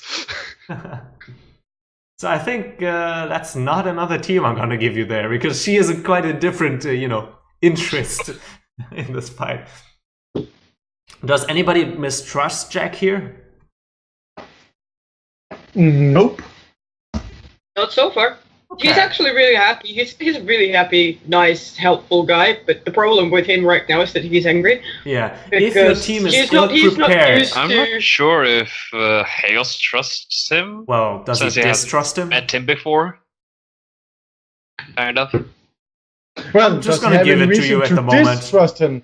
I'm not gonna remove a team here. You have no way. You don't distrust him. You don't trust him, but you don't distrust him. He doesn't trust him, but he doesn't distrust him. Basically, he's a stranger. He's neutral. Yeah, he's a stranger to him. If the team is ill-prepared or off balance, remove a team. Would you consider yourself ill-prepared to face this villain? Yes, I would say we are. Yeah, you weren't caught. We didn't really expect, an angry man who, your noise was gonna make angry. All right. Yeah. Okay, leader of the team can mark a condition to avoid removing a team from the pool. So if you want to start with 4-team pool, you could take a condition, leader. Do not have that happen. I don't even know. Explain the carry +1 forward if you are the leader. Okay. Which one are you referring to? Are you referring to 1 second? This phrase? Yeah, it just says when you enter battle as a team, add an extra team to the pool and carry +1 forward if you are the leader. That means you get +1 to all your rolls, I believe. Yes, because you're in charge, you can get +1 to your rolls. You're a bit above the rest for the amount of this encounter. It's like, hey, maybe you're even the focus of this encounter. So if I take a condition, then what's gonna happen? Then we start with 4 teams instead of 3. Sure, I'll take it. He's gonna take slightly guilty for losing his temper. Yeah. Not much matters. Or perhaps guilty for having to call his mentor now. Yeah, that too. Maybe it's like, oh crap, what's she gonna tell me? Okay. Knowing Umbra, she's not gonna be happy. Okay, On the other hand, when has Umbra ever been happy? Yeah, never. Yeah, exactly. Anyone working with the team can spend 1 for 1 to help a teammate, give them +1 to their roll, which can be used after they rolled as well. So kind of like Keith right now. If Jack wanted to spend a team to help him with his wins, then he can do so now. Yeah, I'll do it. Okay, so Miss Max turns it into a 10, and I'm gonna remove 1 team for you. Instead of 4, you now have 3. Also, keep in mind you can spend team to act selfish. This means you give yourself a +1. However, Well, I have +1 to everything anyway, so I don't have to care. yeah, you're gonna have to say how your actions ignore or insult your teammates, remove 1 team from the pool, and also shift 1 of your labels up and down, your choice. So basically that's how you can use it selfishly, to shift your labels to give yourself a better roll. You can use this option after rolling to alter the label you're rolling with. So if you say, hey, Keith, I need a +1 in danger right now, stat, to make it a 10. He could spend it selfishly. But he would ignore and insult your team, his team in the process, by doing Well, so. no, I mean, he would never. I don't think that, for example, someone like Jack would ever do that. Yeah, I'm just saying you have that option if that is something your character ever needs to do. If your character Well, is the it's type not that is something acting he should selfish, then don't use it. That's fine. He's not selfish. Now back to the action, since, hey, a little bit of tutorial message popping up there. You get a +10 on a directly engagement. You can choose 2 of the options on the bottom here. In the directly engaging move. Gonna resist their blow and Okay. frighten him. Okay. Well, yeah, I mean, come on. If you have a massive fireball of fucking doom, enhanced by fucking wind, heading straight at you, and knowing that someone who has wind can actually control the direction, damn right you're gonna be fucking frightened. You actually That's perfect engulf him what you and said. set his beard slightly on fire, which is Slight jump fire. slightly on fire, which is definitely gonna anger him. So he's angry now. He yells out, Agnes, you've always been an asshat. I am Keith. You stupid pervert. Now he old tries man. to get at you with, but the winds and the fire make it impossible for him to get close to you. However, by him yelling that and you sounds like you're trying to reject his influence there. He's still trying to, actually, Agnes, you've always been an asshole. You know what? He's gonna put your savior down and your freak up. Well, it's always nice with more freak, but he's a crazy old man, so of course I'm going to reject his influence. He has no idea what he's saying. Clearly not, but what you heard in an old man God who's damn it. obviously confused. God Well, damn it, God. looks like someone has a -2 savior and is not gonna help anyone. Perhaps you are, in fact, a huge jackass for doing this to him. It hits you. Aren't you Mark the resisting condition. these blows anyway? I feel guilty. What were you saying, You're an Jack? asshat. Well, I resisted his blow so he couldn't get and attack me, but he tried. Oh, yeah, but of course you can shout insults at him. Yes, exactly. Or more like. You're a delicate teenager. Right, I'm really bad at saving people. Oh, You know what? As I said, This might even pierce a bit deep, but when he called you like a jackass who always was an asshole, you get like a bit of a flashback of your past. And you're like, oh shit. and then he suddenly stops the fire and actually stops saying things. Admit. He's right. I'm an asshat. you're not an asshat. Get your Yeah, head to Jack, the you game. take You're not over. an It seems like you're asshat. trying to comfort your What's an teammate there. asshat? It's a hat, so you wear it on your head, right? How would you properly comfort Keith in this situation? Because that seems like what you're trying to do here, Jack. It needs to You're be not a something hat. significant. So which one of us is comforting him? Well, Jack? Jack, you sounded like, hey, you're not an asshole. Or asshat. Yeah, I mean, absolutely. It's like, no, you're not asshat. Get your game back into the gear. Come on, let's beat this pervert. Give him Meanwhile, a concrete Lily- example what do you of when he care was about what not. he's saying anyway? He's just an old lazy pervert. Let's do it. Come on. Old lazy pervert. For Can't this- even wash his fucking clothes on his own. You All don't right. keep a washing machine. You're only using it for 1 or 2 minutes. Okay, seems like a roll to comfort and support plus mundane. Thankfully, you got a +1 to that last time. Mm-hmm. So And I get think the extra. as the captain, you also get a +1 forward, so you add that to that, of course. Well, you have plus. You have. Did you used to have -2 in mundane? No, I have one as a mundane. Well, then it gets up to an 8. Oh, he is angry, Yeah. so he has -2 to comfort and support.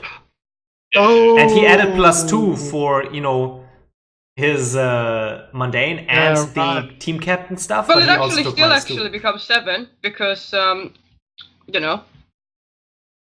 Yeah, no, actually, yeah, it just becomes It zeroes out, yeah. unfortunately. So Except for the one for yeah. Oh dear God.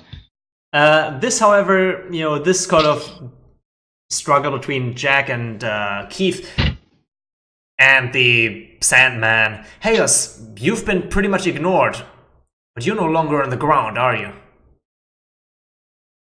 No, has he stepped off of Chaos? Yes. He Yeah, tried. I mean, he's a fucking tried fire. to. Yeah, he's currently trying to pat his beard out. He has a Hey, very, that's very long road beard. Mind you, not very successfully because I keep fanning the flames.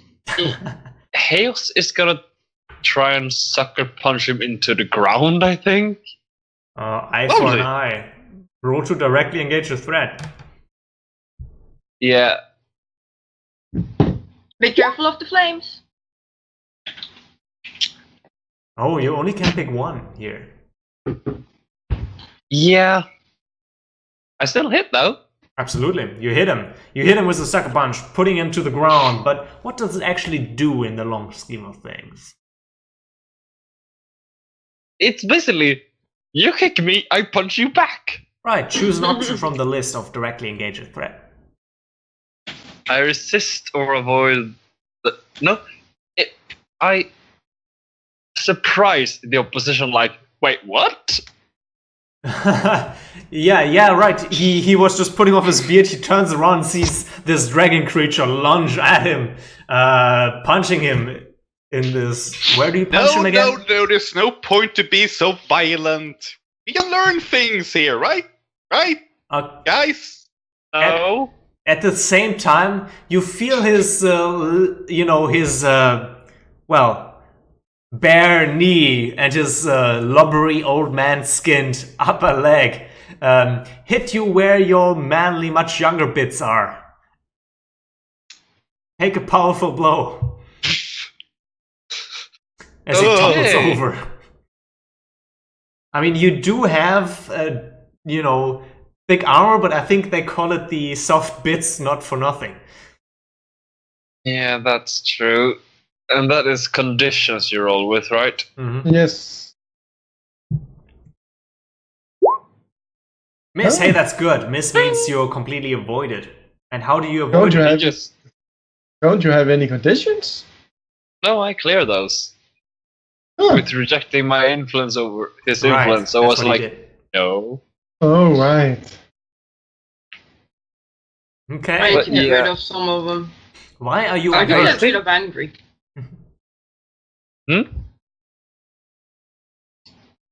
What? No, I was just talking to myself. All right. Ah. Chaos, To do say tell that me. I could actually, we could just get rid of the angry by fucking attacking him, you know? You have to hurt someone important. I guess so, yeah. But tell me, Keith, how do you actually not get hurt here? What is it? Maybe it's not the soft bits after all. Yes. Not Keith. He Chaos, kinda hits wrong and ends up hitting the knee instead, which Okay. is one of the more armored parts. So it's like, Oh. for him most likely, like it feels like he's kicking steel. Okay. Alright, let's see here.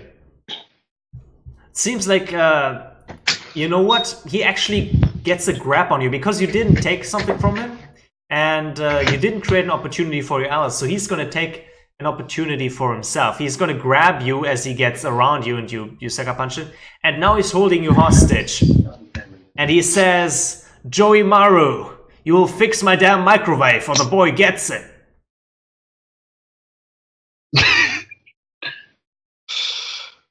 I think he'll notice that the scales are kind of spiky, sort of. Well, not spiky, but they're not exactly smooth. Alright. Sure, but you know what? You feel a lot of sand where your scales sort of poke at him. He doesn't seem to be made entirely of, flesh and blood. So perhaps he doesn't feel it the same way. Plus, old people usually don't have the best senses anymore. He might be a bit numb to the pain. Explains why your sucker punch only disabled him for such a short time. Oof. What is everybody doing now that Hyos is being currently held hostage? Keith is going to generate some burn. Oh yeah, go for it.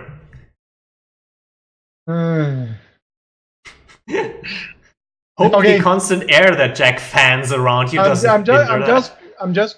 If I miss this roll, I'm going to pass out. Just Yeah, going to say you're that. literally gonna catch on fire and be smoke. Welcome to the Nova. Enjoy your stay.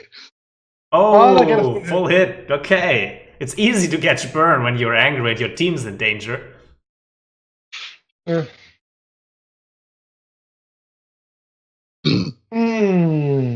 And let's see.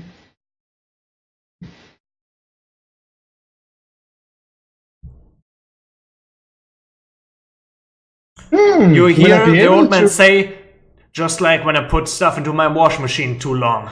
It catches fire like you, Agnes. I'm not Agnes. And get off him. My lawn. That's my line. Would it be a defend roll or Yes, it would be defend. Yeah. Then I'm going to use a burn to use my shielding ability. Okay. How does it look, this human shield? And that's like an auto success, is it? Or do you roll freak? No, I roll plus freak. Okay, yeah, roll plus freak then. Yeah. Let's see if you set Chaos on fire, which he should be resistant to, so I cannot see this fail. Chaos can resist fire. I do get a normal hit. Okay. Why is there so much violence? It Okay. seems unnecessary. Right. So, Those pervy old man. What is a pervy old man? that is the man. Oh yeah, you're saying that in character. The man. Yes. I think he's referring to the man who's standing there with his pants down around his ankles and in his underwear, holding a boy hostage. However, that boy starts bursting into flames, right? But his Around him? hair doesn't change color, so I can't tell. His hair color is gray, perhaps a bit Weird. white. And what Keith basically Might be- does is, he stands concentrating and tries carefully to not hurt Hias as he tries to actually lit the old man on fire.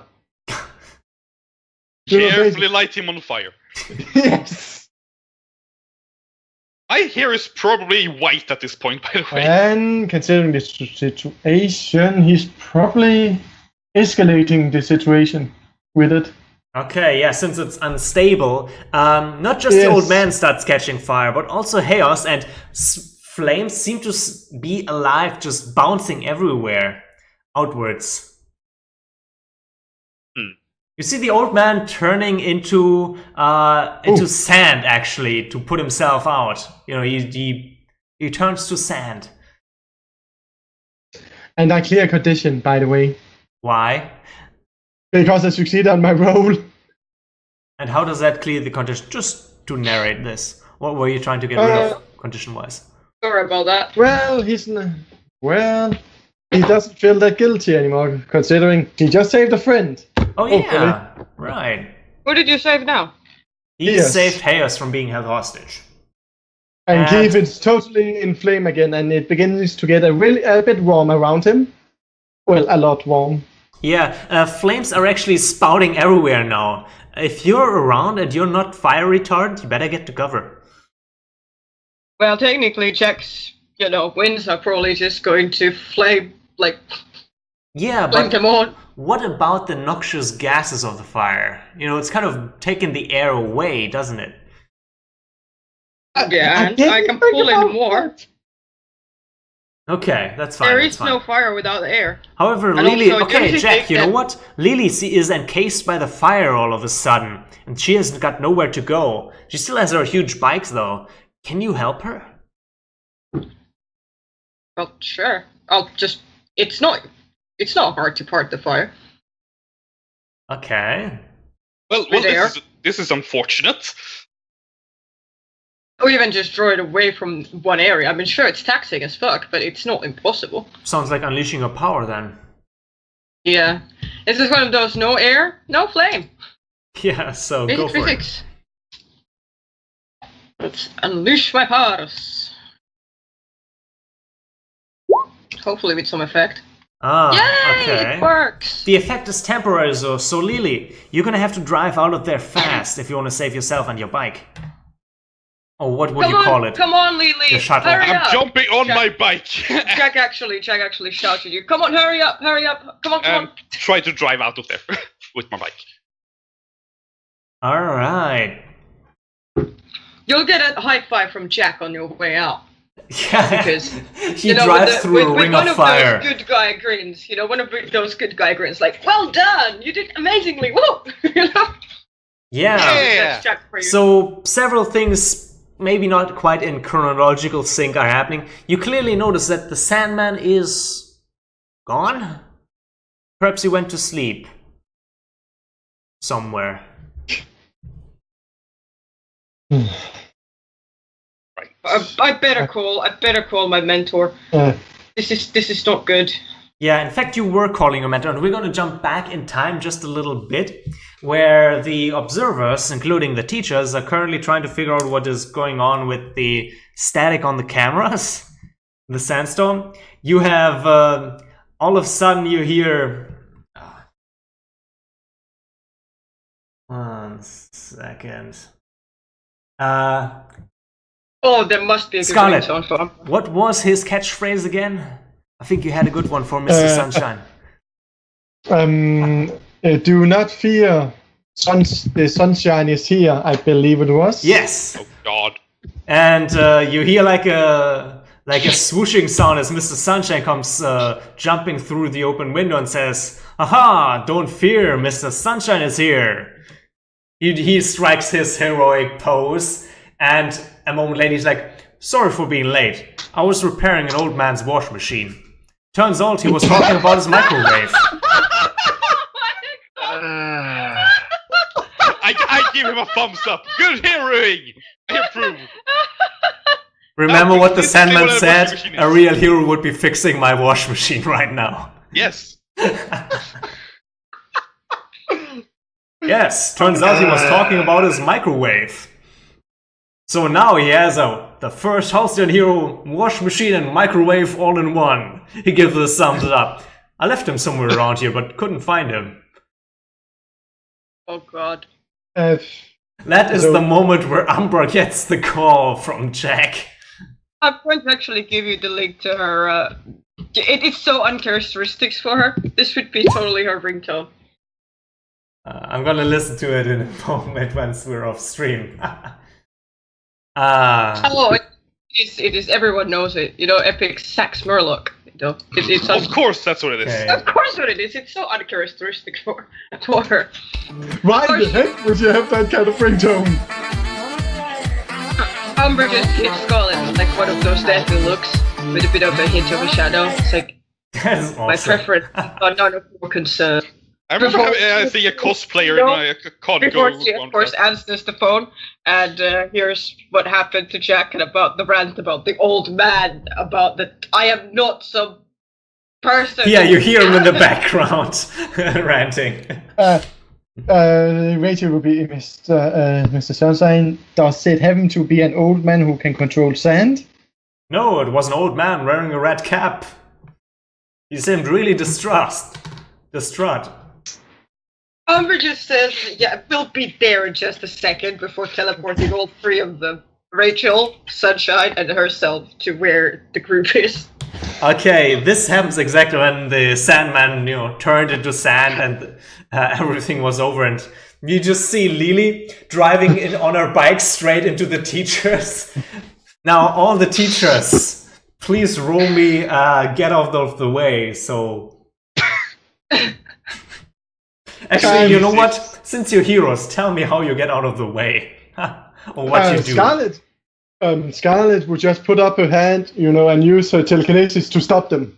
Oh wow, okay. Lily, you're stopped mid-air by Scarlet, just a meter before the teachers.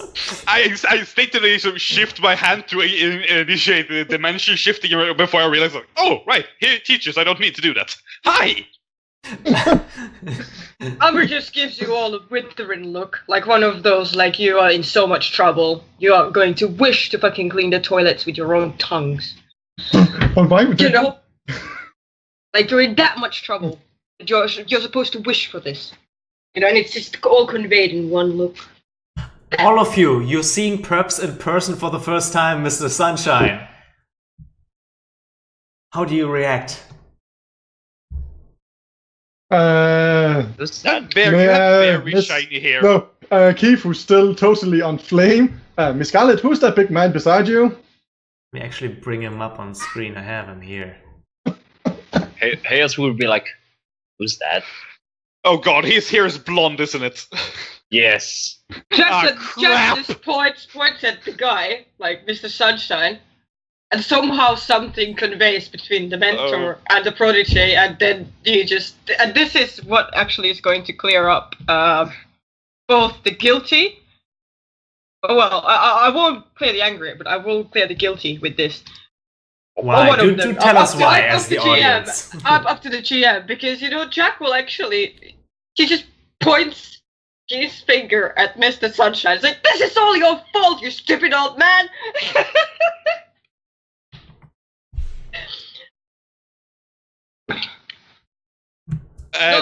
This actually fits them, because at this point Lily would probably go up to Sunshine and just pat him on the back, like, it's okay, it's fine, whatever it is, it doesn't matter, you're fine, it's not your fault that we are in this mess with the Sand guy. His hair is fucking blonde, and thus I make some certain assumptions. Do you have a list with what each color represents? Yep. I really want to read that one day. I haven't actually, completed it, but yeah, if I have most common colors, I would run into there. So yeah, Mr. Sunshine smiles widely and says, "I understand your concern, student, but it seems like you've fought quite admirably. In fact, I need to keep and quickly make up for my mistake by gathering up all the other students and make sure they're fine as well. Excuse me, fair maiden," and he puts your hand off of him and then jumps off into the sky towards where he wouldn't get find the far others. before Shadowy Hand probably would pull him back and slap him upside the head. It's like, aha! Do you actually pull him back, or do you just slap him while he's flying? It's more of a case like it's a Shadowy Hand just kind of grabs him by the ankle. It's like he can't get too far. I won't pull him back as an Umbra, and then just under the Shadowy Hand just like flaps into the back of the head like an unruly child. It says, "You're not a medic, and this is all your fault. So no escaping afterwards, all right?" Stay with me then, and I'll tell you to come over to me once I find them from up here. Umbra, he has an unshatterable faith of good, aura. Nothing could bring Mr. Sunshine down. Of course, he's the Sunshine. What's a fair maiden? Umbra at this point is just looking into the sky and just like, "I found some!" and he dashes downwards. You better hurry after him before he does some more damage. Umbra just takes Rachel by the hand, and soon they are teleporting right next to next to Mr. Sunshine again. So that means the four of you are left alone. Yes. What do you do? My hair is still white because what? Where? By the way, did anyone see the big lady with the dog ears? I just for a second heard you say the doggy ass. What's in the action? Sure, whatever. I think she went that way. Hale says some points where he thinks she went. Yeah, where did... Yeah, we'll find her later. Let's just go and do damage control. Having Sunshine here is an absolute disaster, and I can't really contain him, even if I wanted to. And then they teleport to see Mr. Sunshine, forcefully if must. Yeah. Umbra. I'll find your little protege for you, don't you worry. But we can't let this Sunshine to bring any more chaos in here. I mean, look at what he did with the old man and everything else. I'm going to actually show you an image of what the city looks like now around you, just to give you an indication of what the fighting actually did from before and after. Yeah, okay, well, we have the before. Let's see the after. There we go. See what happened? Because of the one stupid old man who Sunshine managed to piss off. I'm guessing that's after all the fighting, right? Yes, it's looking where all the groups have been at, approximately. This is coming out of your paycheck, not mine. I mean, Oh, Group Gretel, B go. probably was the most diligent in not destroying property. Which one? Group B, the ones up here, your friends. Since there's a lot of them who are, precise. Which is actually very funny, because they actually have powers that are probably one of the most destructive around. I mean, That's true. Rosa could probably just level a city with an earthquake, so yeah. But actually, yeah, I mean, and we have fucking Lisa who can just blow shit up. Like, okay, well, I blew up the moon. Sorry. Don't forget what Jennifer can do once she has more control over her powers. Basically, okay, in this entire area, I can just swipe. Okay, now everything is cut in half. Oops. Would be Yeah, exactly, would be like- real fearsome to come up against a foe that could do If that. you think about it, they have the most destructive powers, and they did the least amount of damage. Now that should be commended. Exactly. So yeah, let's focus on it. Where did Freya actually go? Well, Umber can find her; it's not an issue.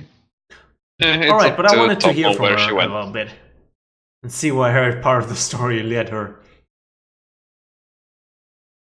Basically, she went through the sandstorm, got some scrapes and cuts, and when she got to the other side, there was the rain of sand, so she fell asleep outside the sandstorm. Oh no! Yes, that's what happened. She only got like 200 meters far. Would probably be best if Umber went to get her, because she has shadows. All Can't right, find anyone. I think we're gonna cut to everyone being gathered back up. Yeah, at the school. how Freya is going to be gathered up is going to be probably funny enough, because it's probably with an Umber just carrying her over her shoulder and just dumping her onto Scarlet's boots and just delivered as promised. She's a dog catcher. Average ranger, pest control. Jesus Christ. Alright. So you're all standing at the school. Let me just gather stuff up, and all the teachers are here, and Mr. Sunshine is standing somewhere in the background as well. Perhaps he feels somewhat responsible for what happened, has a sense of guilt. Who knows? Right. Yeah, with a hand mark on his head. His hair is now messed up. Glorious fish. He smiles bashfully as he rubs the back of his head where he got smacked. He is a huge man-child sometimes. Why would you do that to his hair? Why?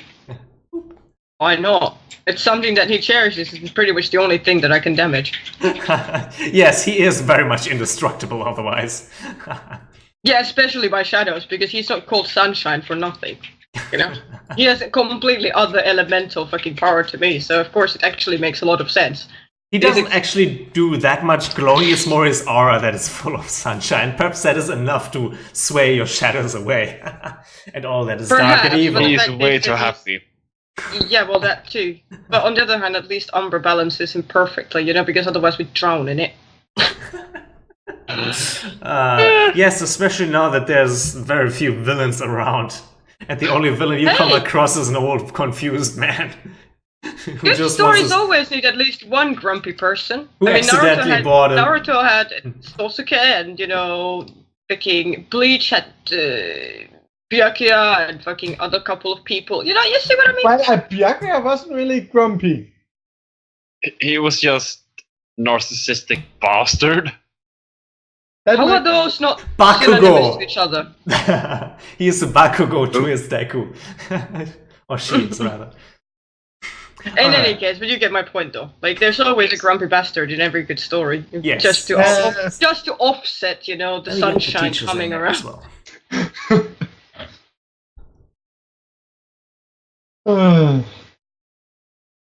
See if that does it. Well, no, that's young Umbra. Get old Umbra there. Okay, so at any rate, the teachers are back at the school together with the students. And Umbra, what do you think? How did it go? I We mean, were all absolutely disgraceful except for Group B, and it's even cut then off. you only had a couple of good people. in Lisa, fact, you're absolutely pathetic, and the rest of you is pathetic. That's Umbra. You're a symbol of encouragement as always. De siger bare så, Rachel står bare der facepalmer hende selv. Sådan lidt. Umbra. It would be more of a case like if she wouldn't actually say to the students, she would more say it to Rachel. yes, and Rachel, But you've got... her voice might carry around. Just might. Yeah. Yes.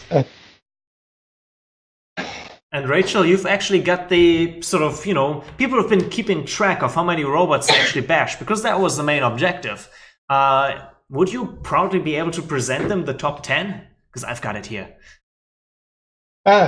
Of course, there is a bit of there's a bit of competition, because a bit of competition is always good for, what's it called? Team spirit. Teamwork. Yeah, teamwork. Yeah, team spirit. Team spirit. There you go. That's a better one. So yes, the top 10. All I right. already know where Keith is. Yeah, I really want to know as well, because... Yeah, let's pull it up. Alright, I gotta grab it here. Da-da-da-da-da.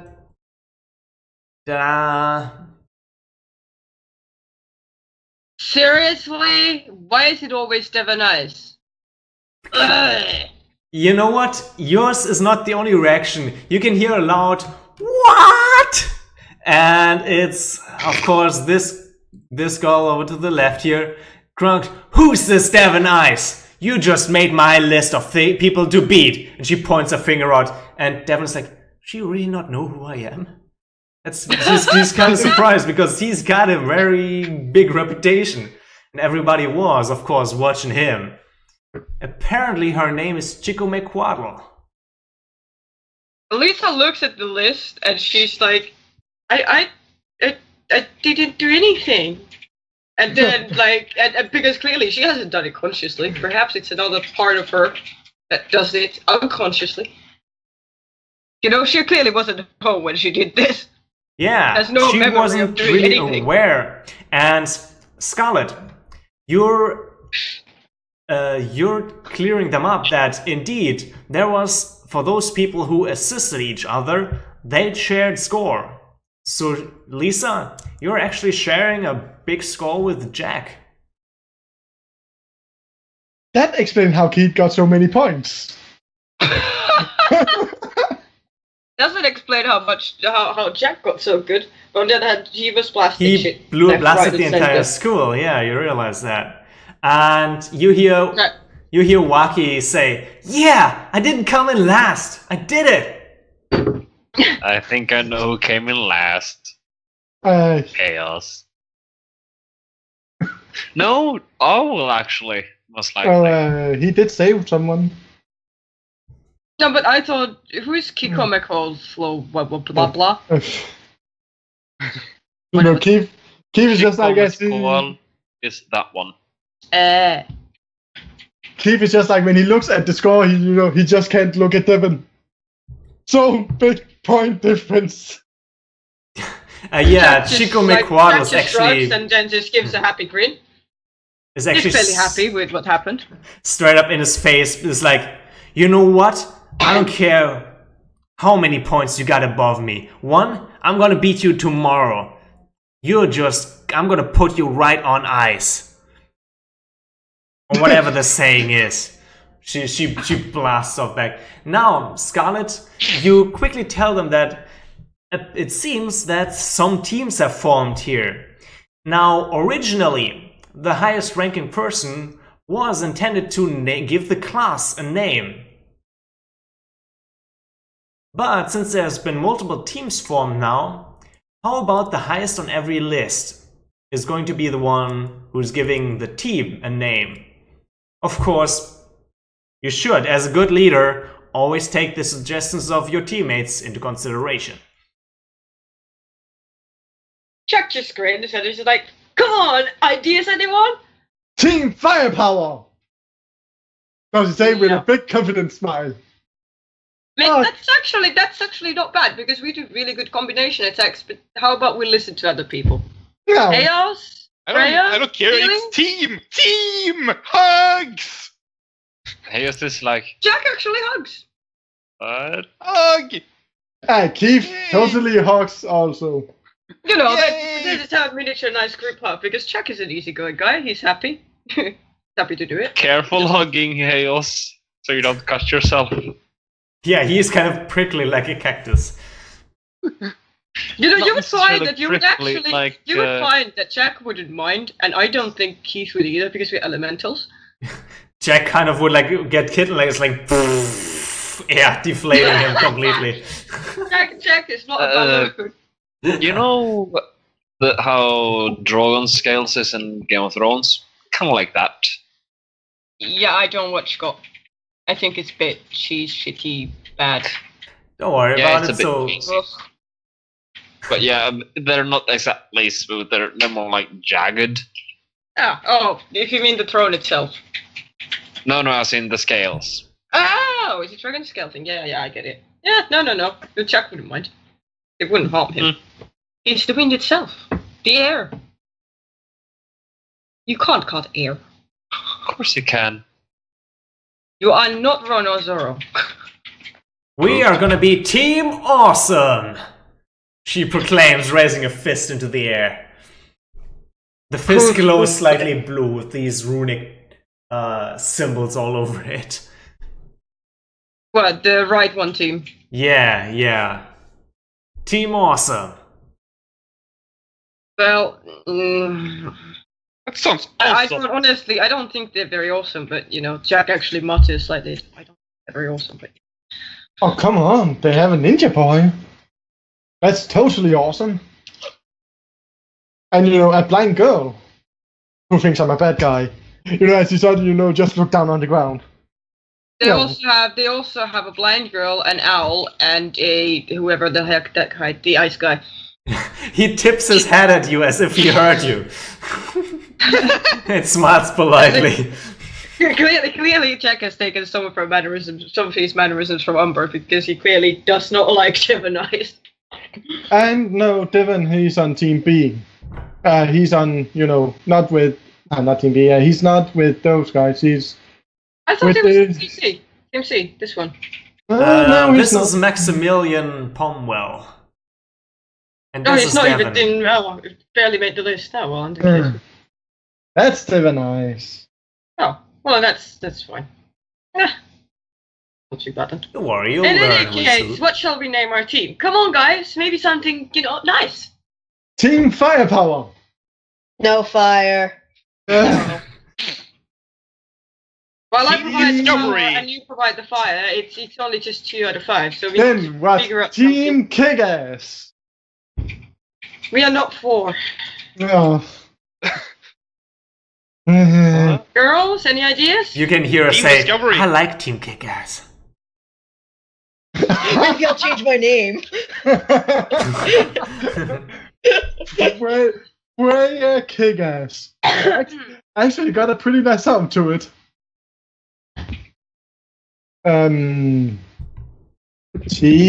Team Colorful. But no. How about Team Ace? YS. But aren't we all aces now, right? Oh yeah, Ace my is the hero highest speaking. and the lowest card, and we are a team. No matter, we all have our own weaknesses and our own strengths. And, you know, we can all be an ace. You know, we can always be the bestest of best of what we do, but at the same time being the weakest of the group. But that doesn't, you know, slow us down. Instead, we're good as a team, you know, because we support each other. Yeah? Yeah, I like that. I like that. Nice. Team. Alright, Okay. from now on, Team Ace. That actually just came completely and utterly randomly to me. I'm very good at inspirational speeches. I approve of this. So What now does the we player have and Team the B. character? What would they do? Team B. Yeah. What would Devin say and what would everybody else suggest?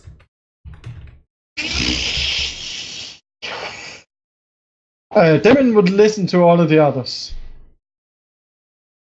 First.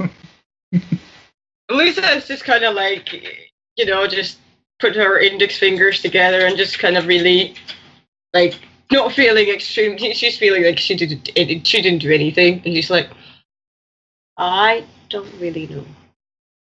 And then she blushes and looks away completely. So like, perhaps she has a crush on Ash. He is incredibly handsome, like the handsomest man you've ever seen. He is stupidly handsome. Stupid, sexy eyes. Some said that might be how gods look like if they were real. So no, I'm not gonna do that joke because that's just mean. The funny thing is, only Jack and the teachers actually know of Lisa's power. So Lisa's just like Yeah. they're Aw. putting just index fingers on together and like being like, I have no powers. Why am I even here? Like inside. Don't worry, I have no powers either, and I made it just fine. No. She said this on the inside. She would never be okay. brave enough to say it on the outside. Ever. So, any ideas with the others? Do they have any idea for a name? Logo, what do you think would be a good team name? Lobo is pouting Oh. because he wanted to be the leader, and he didn't even like place on there, so he's just laying down all sad. Wait, Lobo is a girl? No, You called her she.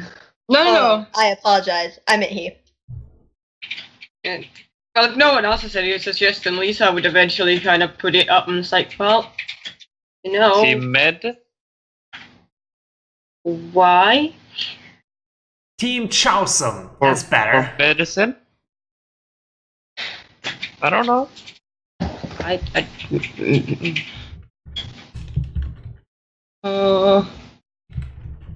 Maybe Team Hope? Lisa says super duper uber fucking shyly, like blushing immediately, like full on tomato fucking red. Team Hope. I like it. Okay. We can I go with prefer that. hope to anything more destructive. Oh, you could hope to be more destructive or less. I don't know. I want to be And less she just destructive. kind of like looks at her toes and is like super nervous, clearly. Well, so is that what we are going to say?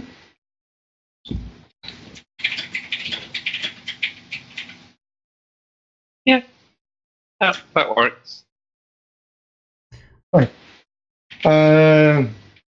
Devin raised his hand. We are Team Hope. And we're Team Lisa Chowsum.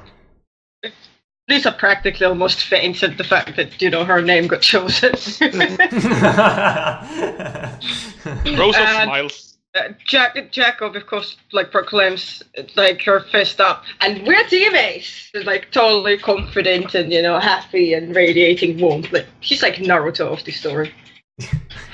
I'm gonna take Except that a ace bit- down a notch. But Put you it down can't. to You're king. both the lowest and the highest. Can't take down the lowest. And you're not the highest. Oh, sorry, too bad. She's trying to get at you, but Naturally. somehow the owl is keeping her back with these thin. Now that you see him closer, they look like fishing lines. Somehow, this owl is able to keep that girl in check. File this down,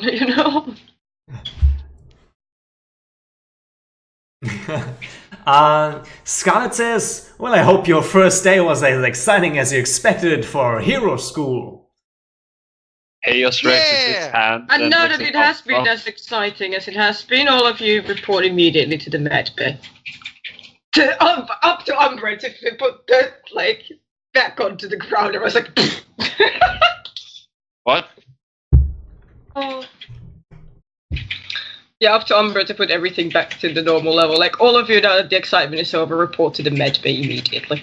Well, why? No, I feel mean, good. Chaos raised his hand as he looked at Umbra, like waiting. Yes. Can I have my snack back? Yeah, snack time.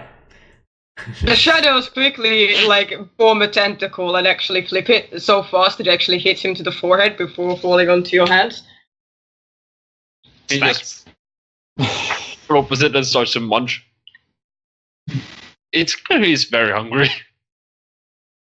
Now all of you form a file and head to the med bay before I honestly lose my shit. Alright, they all form file. Why do you want them to be in the med bay one after another or all at once? Well, they were all in a major battle just now. It would be responsible for us not to check them for wounds and make sure that, they're clean, have, good clothes to go home with, this kind of stuff. I'm would happily be skipping super along the ground responsible. towards the med bay. Oh. And if not, it would be extremely responsible for us to not, to do that. Absolutely. Irresponsible not to it. Yeah, I mean, it would be super irresponsible for us to not do it. Make them actually go through a health check after we've just been through battle. Yeah. Okay, any of you who are absolutely not fine in terms of health? Keith is fine in health. It's just his pride that has been hurt. You're gonna have to work to get it back. Probably everyone has some couple of bruises and scrapes and this Yeah, kind of that's stuff, for sure, but nothing like broken As a- bones or something. No. I think it would be very hard to hurt Chaos at this point, despite everything. Well, he's a half dragon. Kind of. Anything that would have hurt Lily, she just, shifted out of phase for. So, yeah, she's hurt per se. Your hair is a bit singed, though. Yeah, true, my hair is singed. Goddamn, I need emergency care here. How would Umbra react as Lily just contemplates her emergency situation over there? Umbra would at that point, first of all, nick a kunai from our ninja guy.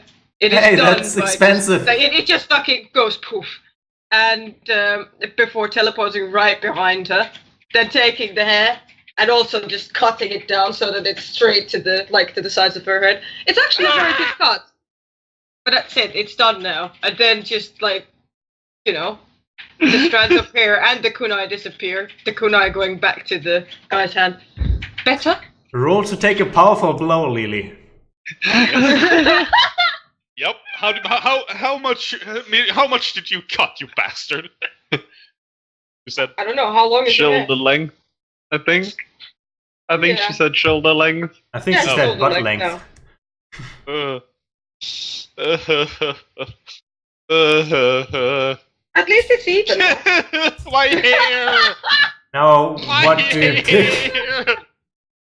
Okay, Umbra, this girl breaks down crying as you cut her Yes, hair. I do. My hair. And don't whine about it, it's just hair. It's my hair. Long hair is such... You do understand that long hair is an absolute I'm beautiful, Liability beautiful. battle. It says you. Scarlet got a feeling that he's gonna deal with a lot of parental trouble. Oh yeah, especially these parents. Yes. Amber just like, you know, rolls her eyes and is like, get over yourself before teleporting. You pretty might much call off it the a classroom. diplomatic incident on a galactic scale. Yeah, Scarlet would get a small shadow note saying, fine, I'll cover the cost for the stupid school, just make this go away. She's doing Umbra doesn't need to cover the costs, right? You could do that like, oh, you're calling again. What is it this time? Well, yeah, who says Click. that who says that, you know, it can't be Umbra calling? it's Lily's mostly pure on the government ground. funded. It's like city funding. She's in the fetal position crying on the floor right now. Chaos She'd probably get a walks up- lollipop and a sedative, and along with some random fashion magazine that was playing around. I was like, there you go. I don't have a hair color that fits the kind of depths of the depression Black? she's in. Yeah, black. Absolutely Void. black. No, I I think didn't. his would be like, Poke, is your hair changing color? I guess her hair is important, that's why. And then suddenly there's a pack of hair growth cream. You know, it's one of those. They actually are such things even in current universe. Like, makes their hair grow stupid and long in a couple of weeks. It's like, there you go. At least it's even now on the tips. And no split ends. How long did you actually cut it right now? How short? It's around shoulder length. Okay. Shoulder length, a bit of, Okay. like, you know. All right. It's not like, you know, a buzz cut or anything, you know. Lady, can I She have was my like- Miss Teacher, Miss? Can I have my kunai back? You already did. It's back in your pouch. Didn't you notice? Wow, that's awesome. One You're ninja like- you are. You're like Shikamaru.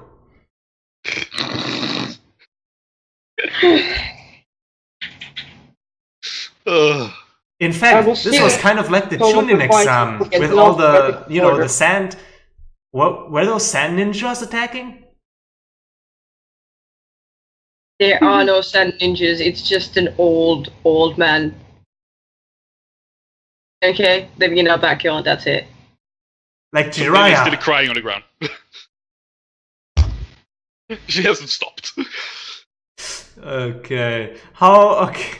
Well, yeah. Okay. I think she needs like a medical bed to at least lay down and calm.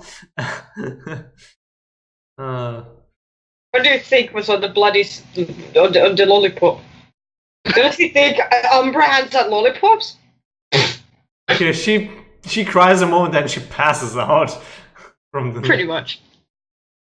Okay. I'm okay with this. Freya, you've been a bit scratched up. Umbra would ever pass out a lollipop to anyone? Did you just drug a student? Yes. She would be I a am terrible the chief medical parent. officer of the school. I'm allowed to. No, you're not. Of course I am. How else am I supposed to treat their wounds? What do you think we're gonna do if they're deciding to sue the school? They're not going to. By the time she wakes up, her hair is back to normal. Or she might be dead because she has a different biology. I can't grow her hair back. That would be ridiculous. I just want her to toughen up a bit. Yeah, actually, you know what? That's an interesting way to look at it. Toughen up a bit. By the time she wakes up, her hair is actually going to be No, a bit longer. That's it. you know, Umbra, we are not training soldiers here. We are teaching kids. Well, she's at least 14. Was She I shouldn't any be different crying when I out was about your a bit of age? hair. You weren't crying when you were 14. Neither was I. And neither of us are soldiers. I need that again. I didn't hear the first part. And you weren't crying out when you were 14. Neither was I, especially not about hair. Sure, they're kids, but they're not 3 anymore.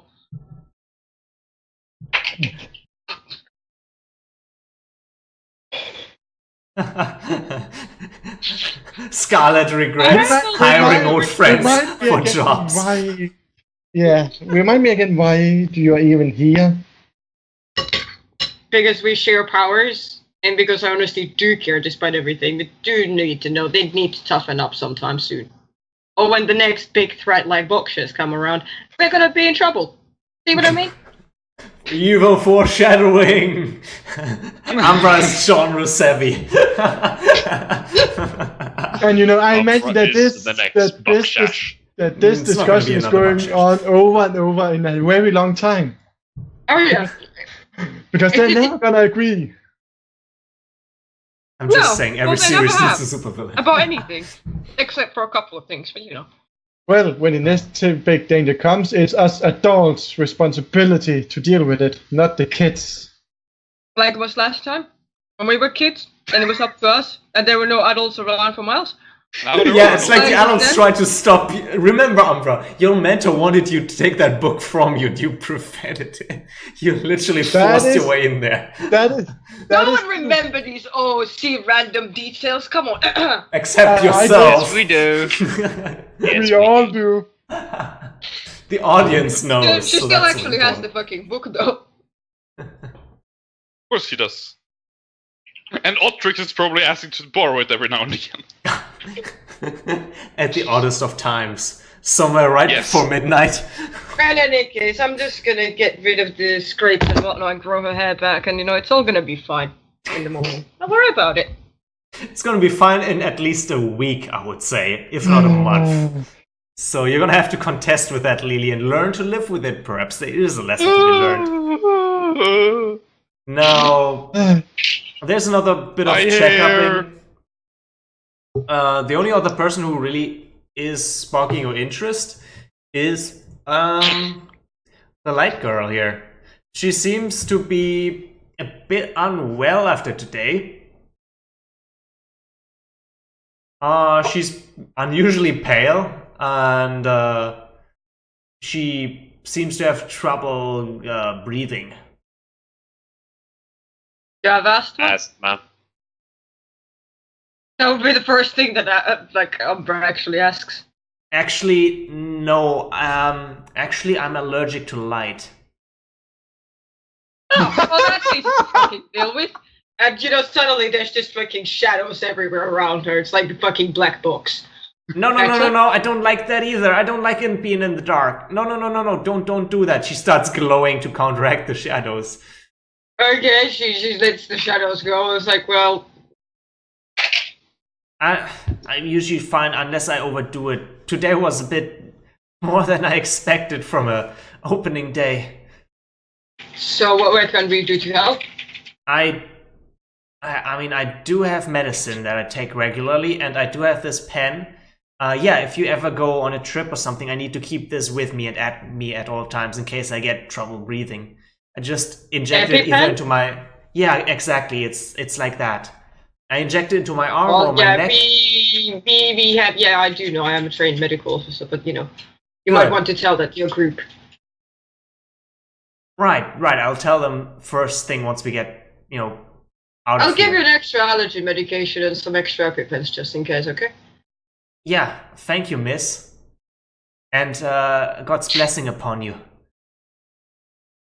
She actually shudders a bit before, the shadows give a more, small medical kit, at which she puts gently onto her lap. It's like, okay, that's She it. bows into your general down. direction and then with her stick goes, aiming for the door. Too polite. Far too polite. It's like Umbra is allergic to that politeness. She's not What a used proper to being young treated lady, like yes. that. She's not used to being treated like this. She's more used to people like Striker in her group.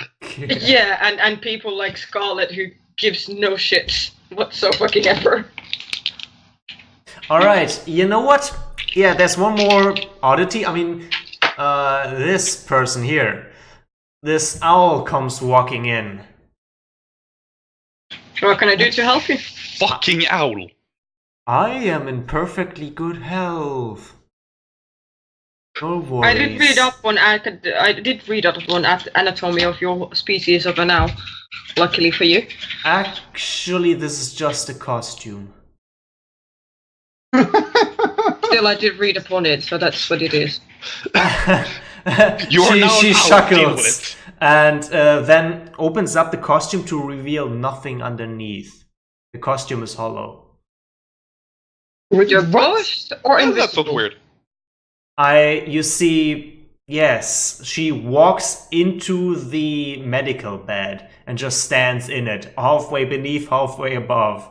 And she says, that is my superpower. You're an actual real life ghost. Reminds me from, again, One Piece, actually. Yeah, as you read in the dossier, I died and discovered my superpower that way. Or Where's your got body? killed, I should say. I don't want to talk about it. Alright, so what can I do for you?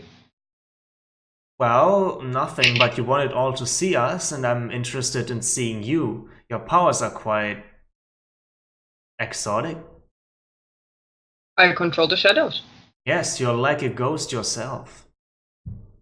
The way you move. I can be. Wanna test it?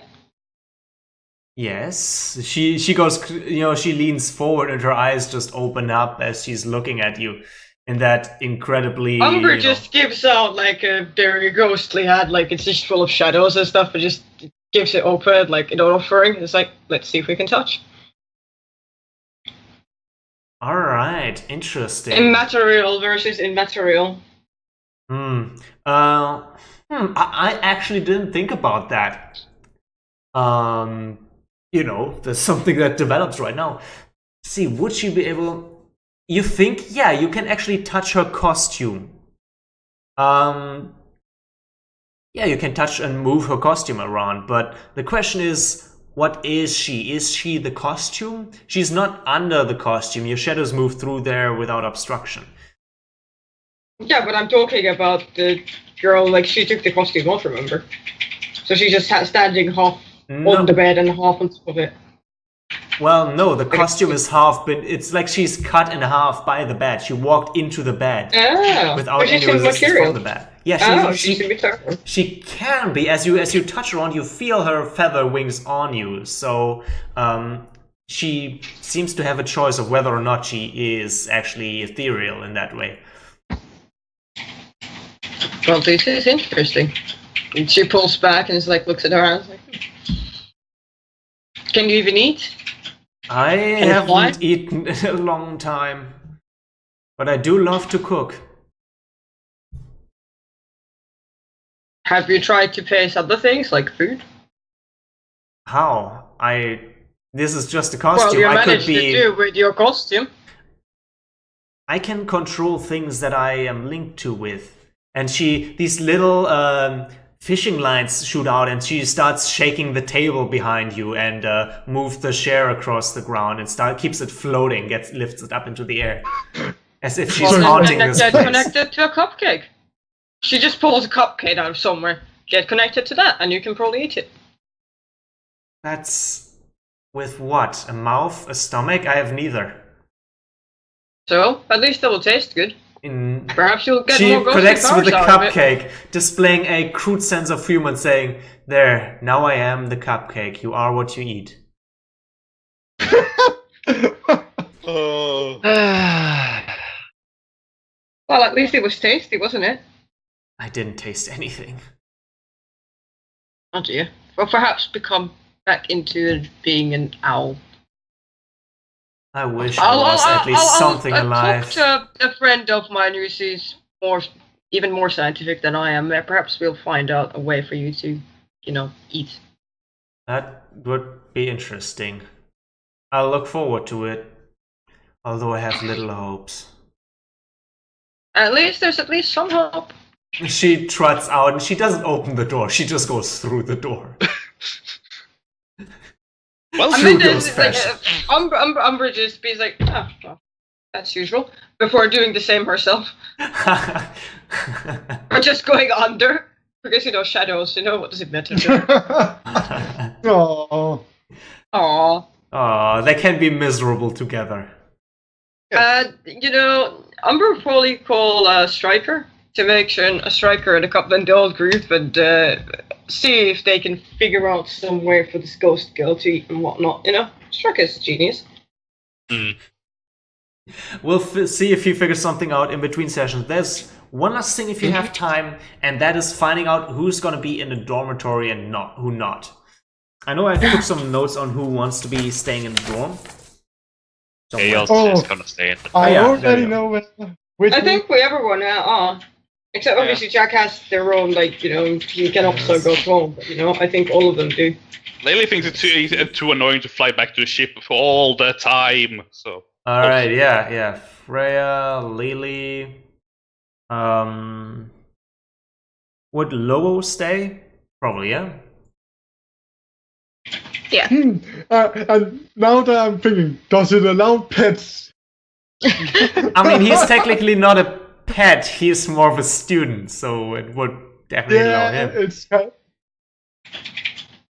Who's there? Yeah, Waki is gonna stay as well on the dormitory. Anyone else from Team Hope? no. Jennifer, she doesn't. No, Okay. that's Jennifer Lisa. Lisa has to take care of her her little brother. Jennifer won and Lisa won, okay. Devin also not, because he's gotta stay with his family. Father demands it and such. Yeah, one of the damn conditions for him to allow to go to the school. Yeah, you better be showing up here regularly on the daily. And you better bring back some results. What about Rosa? Or Rosa? Yeah, what about Rosa? I mean, if she was got a family or a place to live anyways, then she probably wouldn't need to. I think she has a family, but I think they're actually a bit far away because, well, she wished to come and play. So You know what? afraid of her powers. We've got nice and even numbers, and we were going for double dorms. So hey, just to be easy, if she wasn't be here, that'd be fine. Okay, yeah. Jack's also there, by the way. Oh, Jack also, huh? Yeah, he has a room, Alright. but he can stay home. It's one of those things, All right, yeah, sure. If he pays the money, sure, why not? He might go home on the weekends and stay during the Something week. like that, yeah. Okay, so who wants to stay with whom? Keep in mind the girls are upstairs, the boys are downstairs. Makes actually a sense for Jack and Keith to pair up, so Jack would go to Keith and I was like, "Okay, well, we seem to work really well together in the test. Want to room up with me?" Keeps. I already got a room here, but sure, you can always move into me. I was about to say, Lily's just going to enter the first room she gets to. All right, it seems like Freya wants to stick with Lily. Yeah, well, my dad is paying anyway, so it doesn't matter where I'm at. So if you have a nice room, about it. sure. Mhm. And he gives his fist out to fist pump with Keith. I totally give it back. Fist pump for No. life. Yeah. On with the sunglasses, fist pump. Total gangster here. Oh god, why? All right, you do Lobo this. wants to stick with Waki. Say, Chaos, would you be interested in making that like sort of a 3-man dormitory? Since Lobo I doesn't think take the it- full space of a normal-sized human. No, He'll take whatever. All right, then let's make it like that, and we're gonna have some fun with this combination. And it seems like Chicomequadle and Spectral Or you know will what? always Let's also stay let's here. make so that he has single room. Just because I have this kind of funny scene in mind that I've talked with Freya about, sort of. Okay, sure, works as well. Freya knows what I'm talking about, I think. Yeah, let me move those down a bit. And we're gonna come back here every not so often whenever we need to have some scenes in the dormitories. And, we can have lots of fun here in the future, I'm sure. Okay, we totally need to go during the night and make some pranks around the school. Of course we're going to do that. Yeah, let's do that. That's gonna be awesome, but nothing too harmful, okay? I don't want to hurt anyone. Just make it fun, yeah? Yeah, we just want to Of see course. how Umbra reacts once a water bucket falls on her head.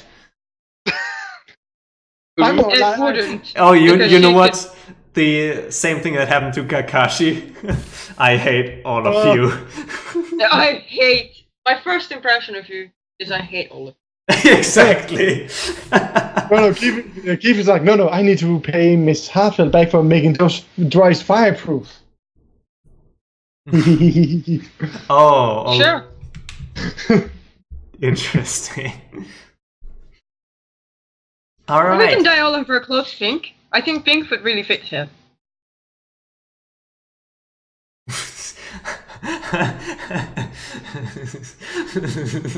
I hope Umbra isn't listening. Like the spy Umbra master would she is. actually. Yeah, Umbra actually would find it absolutely fucking hilarious. Okay, so she wouldn't do anything. Oh my god. Oh. Layla with the cat? Probably. Yep. Hugs! Like, pat, pat, pat on the head. She's just going to have to call her, well, sister probably, because her parents are too far away. Cry a bit. Oh yeah, about that hair situation. I think of all the people, Freya is the one who, can sympathize with hair problems. Yep. Well, I did draw it back. Yeah, but it's going to take a week. I'm not going to grow it back directly. instantly. Well, of course not. It's gonna take some time, like a week or something. But that's Yes! Or She's maybe going to be more. impressed It's of them. something that Striker made, then maybe it's gonna be like. Oh, Well, yeah, for I'm fuck's sake. thinking. I'm thinking we have a striker made here. Growth. Strike isn't the Device be-all, fiction. end-all to your crafting mistakes, Umbra. Yes, he is. At That's what his job. point did Umbra come to Strike and say, you know what, just in case I cut an alien's hair off, I'm gonna need a solution that grows it back immediately. When she accidentally actually burned her own hair off. Well, I imagine yeah. his face would be like, for fuck's sake, give me a few. And then he just starts rummaging around in this big ass laboratory with all random stuff. Like, I do she imagine probably he's would not- not know what half of them do, and then he just tosses a wild turtle and like, here. I do Drink. imagine he will not do it for free. Who says that No. Albert doesn't have money? Who says he needs money? Oh my. Striker plus money equals like, it's like, my money has money. Money has money. Oh dear.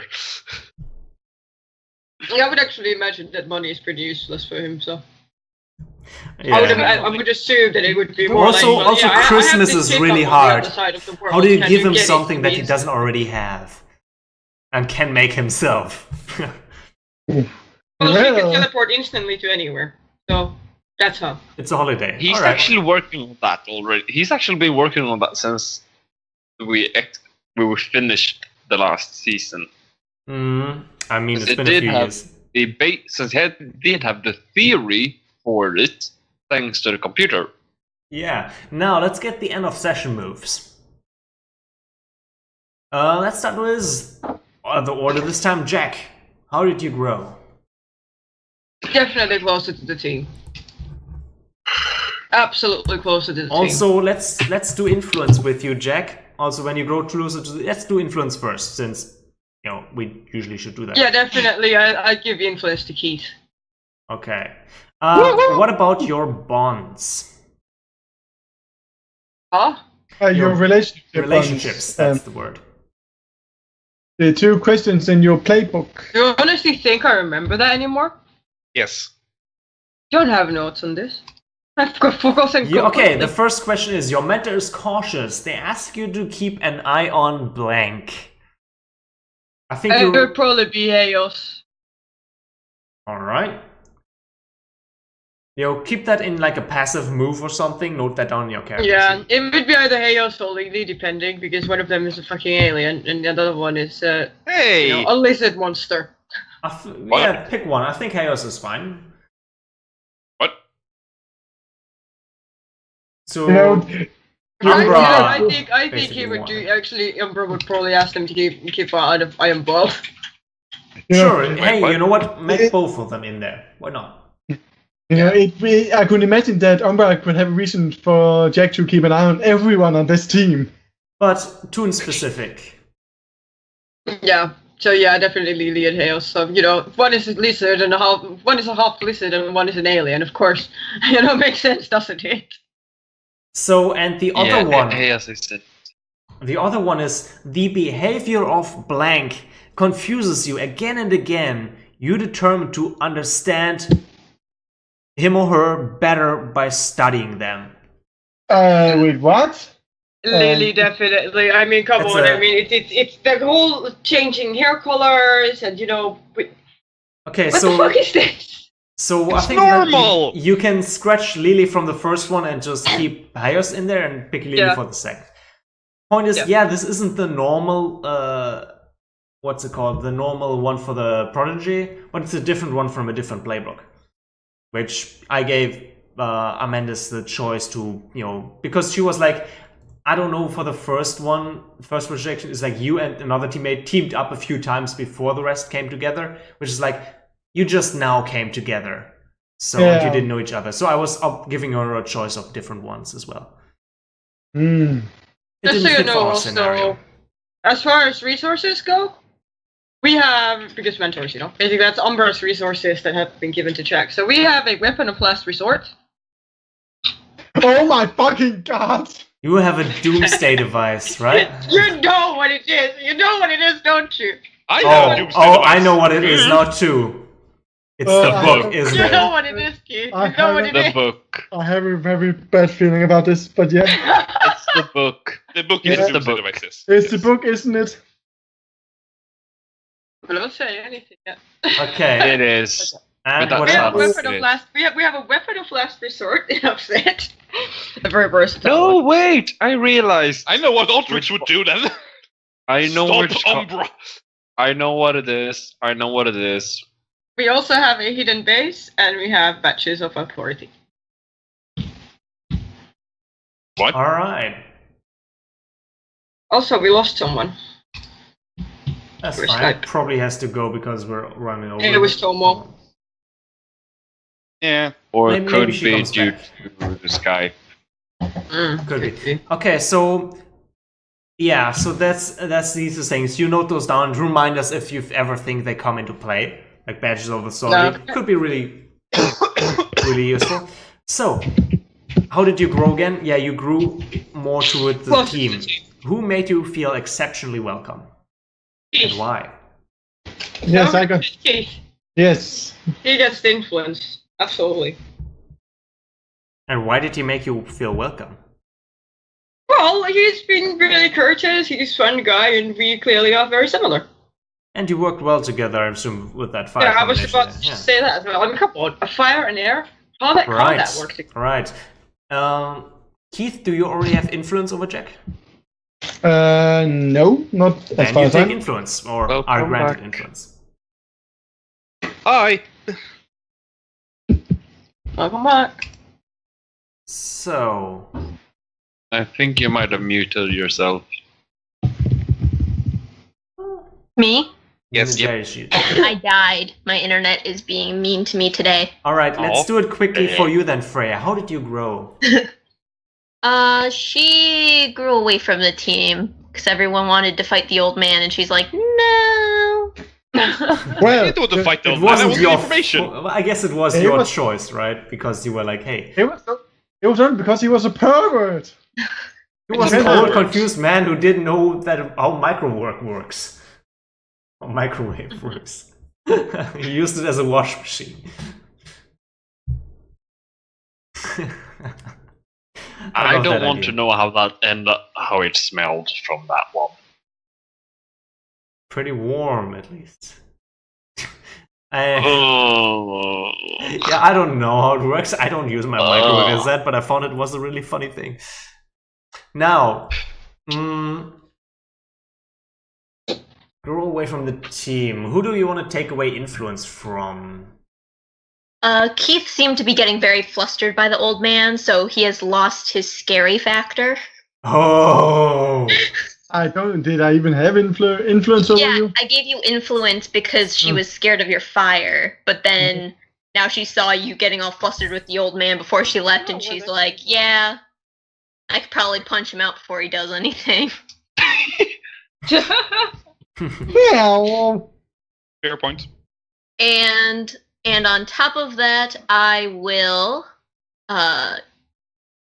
change my love. My love is now Lily. Aww. Aww. Rival is still the same.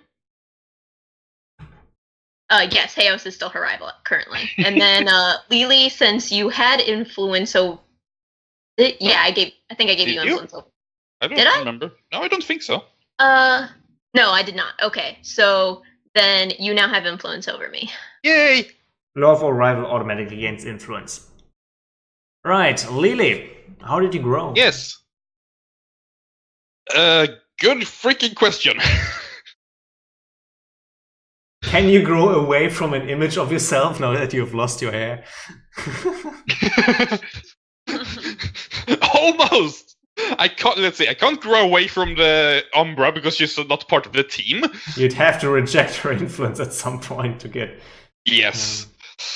I'm also growing your. I just managed to grow your hair back. By the time you wake up, your hair is back. No, it's Better gonna take than a ever. week. I GM rule that it's gonna take a week. That doesn't do the psychological wound, you know. Exactly. It's It's gotta just hair. sting a bit. To you, it's just hair. To her, it's life. Hair's love, hair's life. I think actually the heroine thing is actually the biggest part of what happened to her hair. So I think she's just going to grow into her own image of herself, or well, yeah, her own image. But basically, I'm going to reduce her superior again. Because yeah, without her hair, how can she be superior? Yes. Indeed. What are you putting on? And yeah, what am I putting on? Freak. Danger. Why was Yeah, she probably. Why was she dangerous without her hair? No, she's a freak without her hair. Interesting. Yeah, that's how she sees herself. Yeah, that's what the labels So- express. Yes. So less superior and more freaky? Yes. Keith. I still How's haven't it figured out grown? my crush, by the way, but I haven't still. Let me see.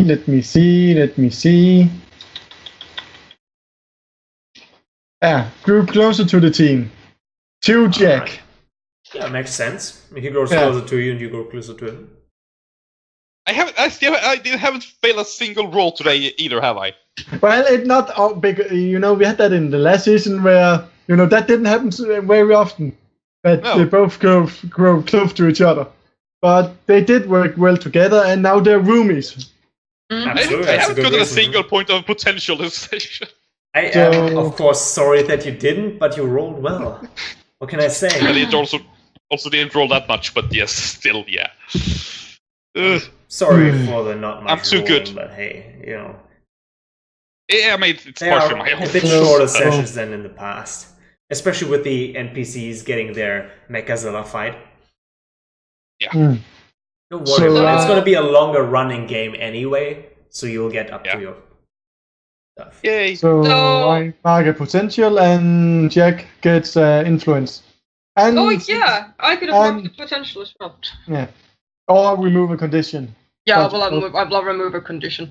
But Nova, it's good to have some condition on the Nova. Yeah. Some. It's a very delicate balancing act. You nearly exploded today, I'm just saying. Only nearly. Yeah. As long as you don't set my hair on fire again, Sorry. you're forgiven. You're not Umbra. And actually, considering since you no, never mind. But yes, that was mine. Jack, do you already have influence over... I don't have influence over anyone. Okay, so you take influence over Keith. You have please. influence over me because everyone has influence over me. Alright, yeah, you take influence from Lily and Keith, because Lily is, an outsider. Cheerful. Cheerful. Fearful outsiders are like, hugs! Yeah, but at least they had a group hug. I Yes. didn't mind it. Nice. Nice. Hey us, how did you grow? I don't feel that he grew closer to the team.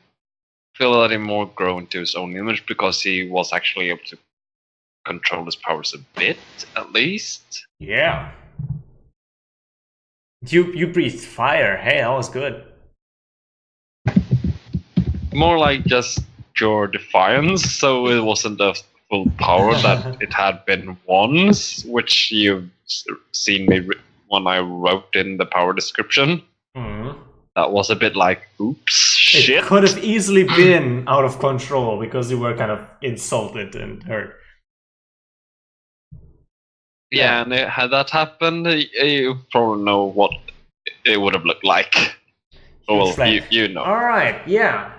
So, what are you gonna shift there? I will shift his danger up, I think. And his mundane down. Okay. So now his danger and freak is both at 3. Oh, sounds like I just, should put conditions on you for being so freaky and dangerous. Yeah, I realized when I actually looked at things today that I had forgotten to basically give him one of the bonuses So you had with only a raising sum one of of the label of labels 2. during character creation. So I did that today.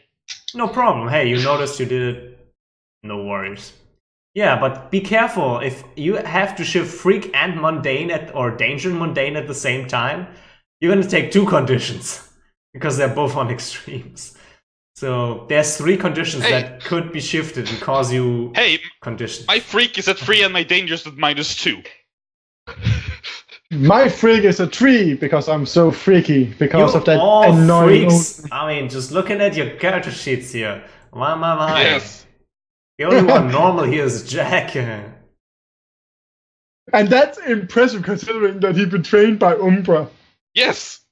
How is he normal? Yes, how is he normal? He certainly has Sorcery. He's less freaky and dangerous than all of you. Well, He cannot be less dangerous than me. Here's the thing. That's how he sees himself. Yes. Keep in mind, this is how you see yourself, and this is not in relationship. And just because you see yourself as more freaky doesn't mean you are actually more freaky. Yeah, he can't be less dangerous than I am because I'm -2. Yeah, he's -1 now. Oof. Ha! I'm -1 as well. Just check that. By the I'm way. -2, so I'm less dangerous than you. Alright, I'll let you go now, since we're running half an hour over, but I really enjoyed today's session. That was great. And It was I'm looking funny forward as to next week when it's First Class Hero History Yay! Oh God. with yours truly. Oh no! Oh no. Oh, yes.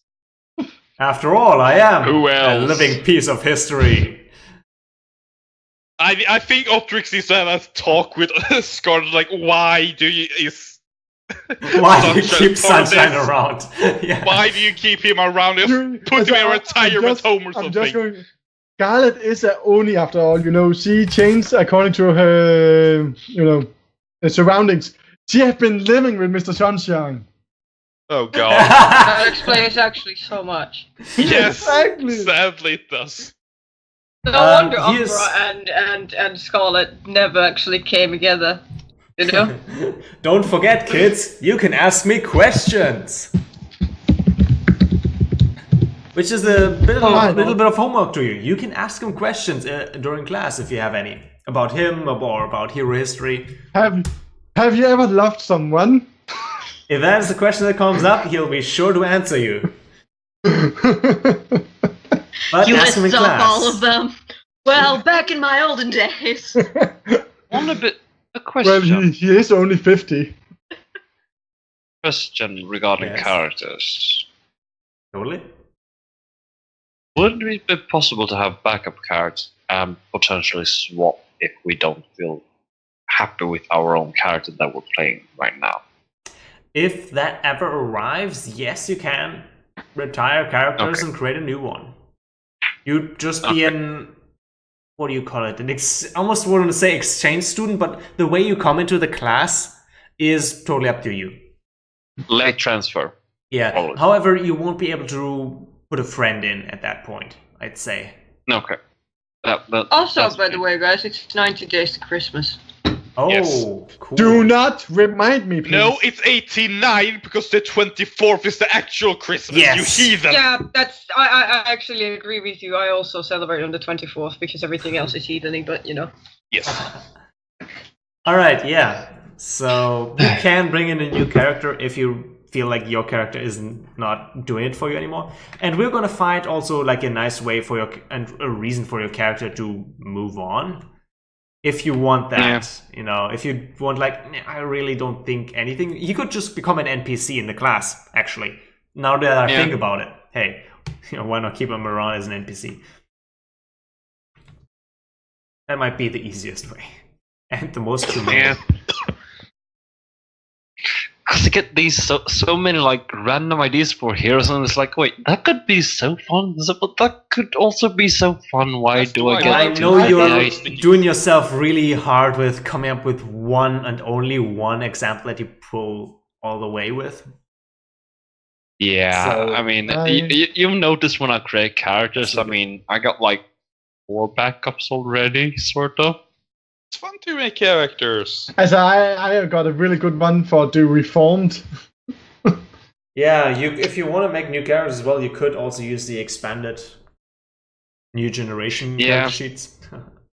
Yeah, you I should. thought about one of them, but they don't feel that good. Oh, I Fitting. do. I do really like the Reformed, and the Innocent is also really interesting.